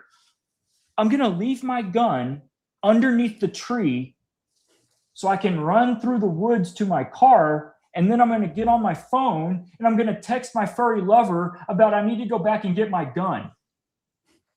Come on, man. Come on. Be better, Utah, or whoever. Be better. Your script sucks. And it's too late because you already put it out. You've charged a kid with the death penalty over this shit. Like, they're so screwed. They're so screwed. Can you imagine being a DA and your job, like you're the chief, like you're the head law enforcement personnel in that county, like you're in charge, you're law enforcement, and you're the one who prosecutes the crimes, and you know that you're doing wrong? How do you get up in the morning and look at yourself in the mirror when you know all of this shit? How do you do it? How do you do it? It's crazy. I don't understand it. That's why I have a problem. This is so messed up. All right. Last words. I've had so much fun. This has been great. Kelly, are you okay? I'm good. I was just trying to find. We can talk this out. No, I was just finally trying to put my poll up that I'd promised people to do a long time ago. So I'm sorry, folks, that Are you upset with me? I got so distracted and Kelly, not. are you mad at me? Do I look like I'm mad? No, I can handle it. I mean, you're disrespectful, but I mean, it's just you. It just comes with the territory of being you.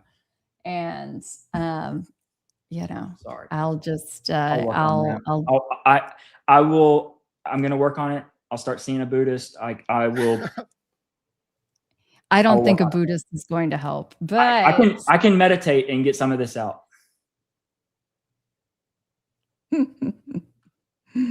John, anyway. Man, dude, this is a great time. Like, literally, thank you for joining it. Like, man, like, last words. Just keep going, keep calling out. If you don't think I'm right about something, tell me about it. Like, let's just keep pushing forward. If you got an idea, let me chew on it. I think it's worthwhile, I'll try to back it up. I'll use whatever tools I can muster up. Like I'm not trying to be right. I'm not trying to be the ambassador to this thing. I'm just trying to find the truth. So, and a kid's life's in danger. Either Charlie's drinking pina colada somewhere or he's lost forever, but he ain't coming back. But Tyler, we can make a difference for him. We can stop this kid from, getting the death penalty, because I think everyone can agree he may have had some guilt in his actions, but he's not the murderer. He's not the shooter. So No. It's only the right thing for us to do, to try to exonerate him and save his life. He's just a kid. Everyone makes mistakes. I know I made mistakes when I was young, and I could, nowadays all it takes is you to get on message boards with the wrong people and they'll convince you to show up the wrong place the wrong time, and you find yourself under the weight of the state. And I feel like that's probably very close to what's happened to him. And I feel for him. I have empathy for him. I have empathy for his parents. I pray for him. I hope one day I could give that kid a hug, let him know that, even though I don't know him, I hope that if I was ever wrongly accused for something, somebody would stand up for me and fight for me. So if I do it for anybody, I'd do it for Tyler. He's just a kid. And Charlie, I wasn't a huge Charlie fan, but Charlie was coming around. Like, looking back, he's a father. He's a good father. Like, I have empathy for his kids. Like, I don't do it for myself. I'm trying to, stay humble and do it for the people that have the most at stake here. And that certainly ain't me. I could leave this tomorrow and it wouldn't make any difference to me. But I feel like, us having these conversations and people pulling up the key details, every bit of it helps. So. Yeah. Well said, man. Definitely. Thank you so much Yeah. for your expertise, John, for all that you have poured into the For real, investigation. man. Like, you've done just Yep. incredible work. I appreciate y'all. I appreciate everyone's viewpoint. Like I said, even the people that, get under my skin sometimes. At the end of the day, like, everyone has good points, and everybody's perspective matters. And we just have to keep civil with each other and keep in pursuit of truth, and something good to come out of this. Yep. Love it. I'm going to leave it here with this last thought. I know the SUV, when Charlie left, had the doors closed. I know it. I am asking if anybody in Utah, if you're a business, if you're someone watching and you're from Provo or Orem, and you're along the route or the supposed route of the SUV and the route it took, I'm going to be very, very clear with my words here. If you have any video of someone trying to escape out of that SUV, that black SUV, please send it in. Get in touch with me, Kelly, somebody, Sam, like somebody. I do not believe that the door, after it's closed, reopens by, say, Brian Harpole on how he described things with one of them hanging out of the vehicle. There are reports of people that spotted someone trying to get out of the car, or what appeared to be them getting out of the car. Okay? If you have any video of this, please release it, because I do not want to think that it was possibly Charlie trying to get out of the SUV. Okay? It doesn't make sense that the door would reopen after it's been shut, and I know it's shut as it's leaving. Okay?